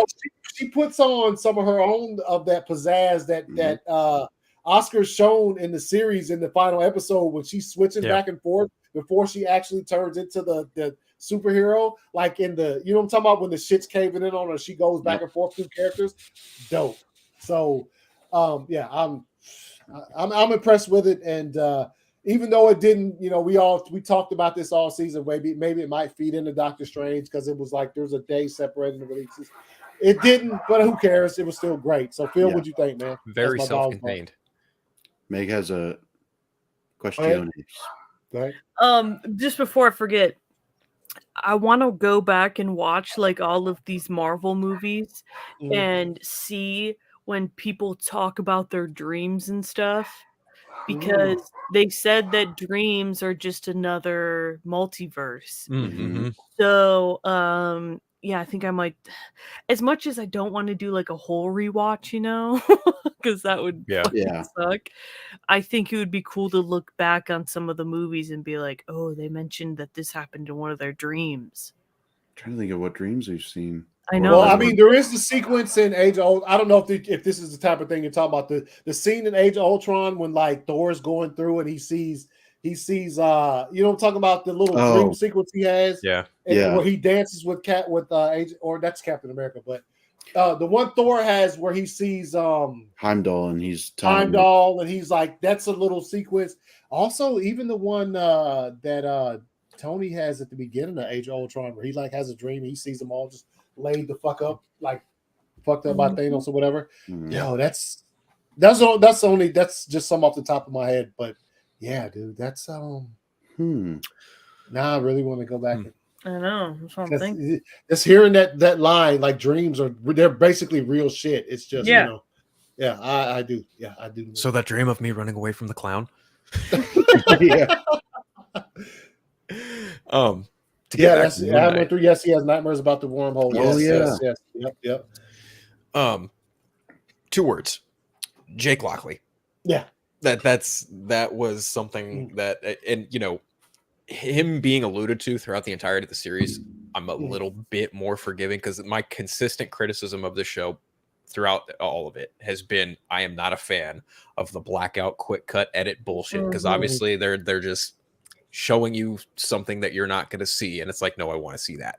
But my hope is if they do a season 2, I would hope that they kind of elaborate on some of that stuff from Jake Lockley's perspective. But that said, I'm with Joey in that the giant kaiju fight was pretty cool.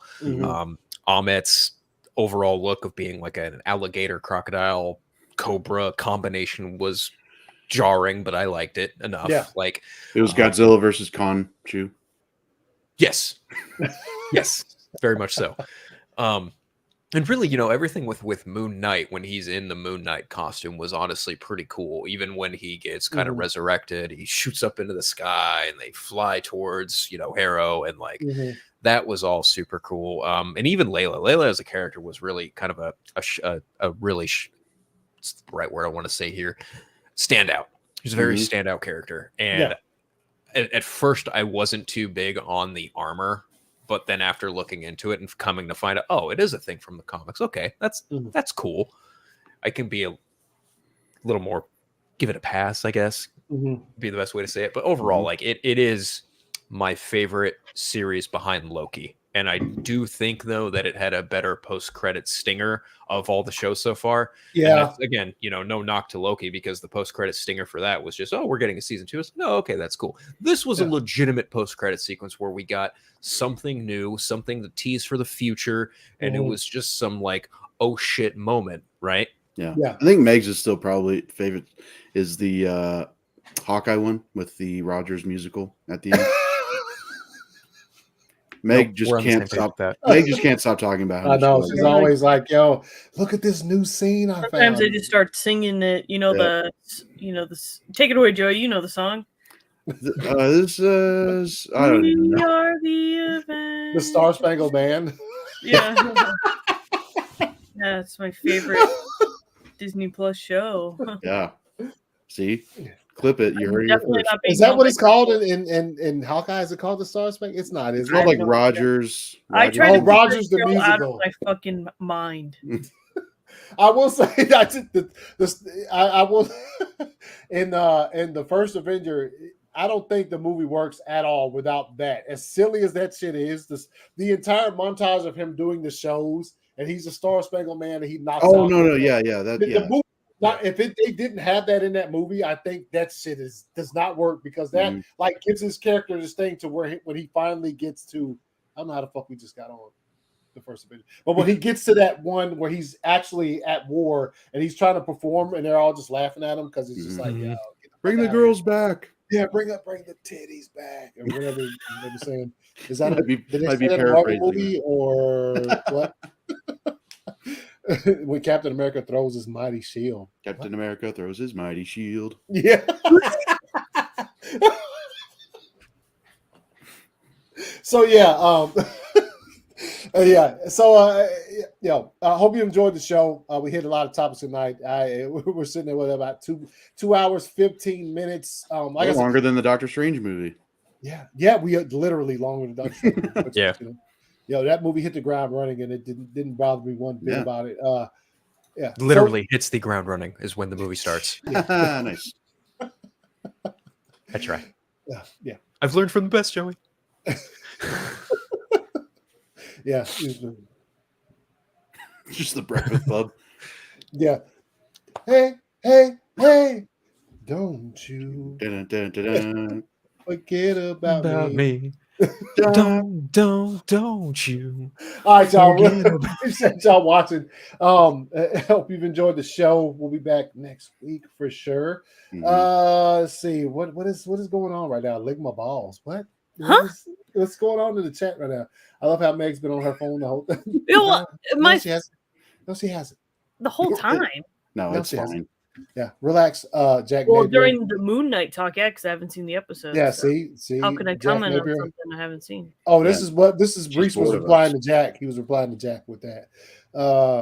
You know what, Jack, to the dungeon. Jack Napier. And I've actually been playing my action figures. Yeah. Yeah, you were supposed to be putting the different heads on the different bodies. I started getting too horny. Hmm? What's up? See y'all next week.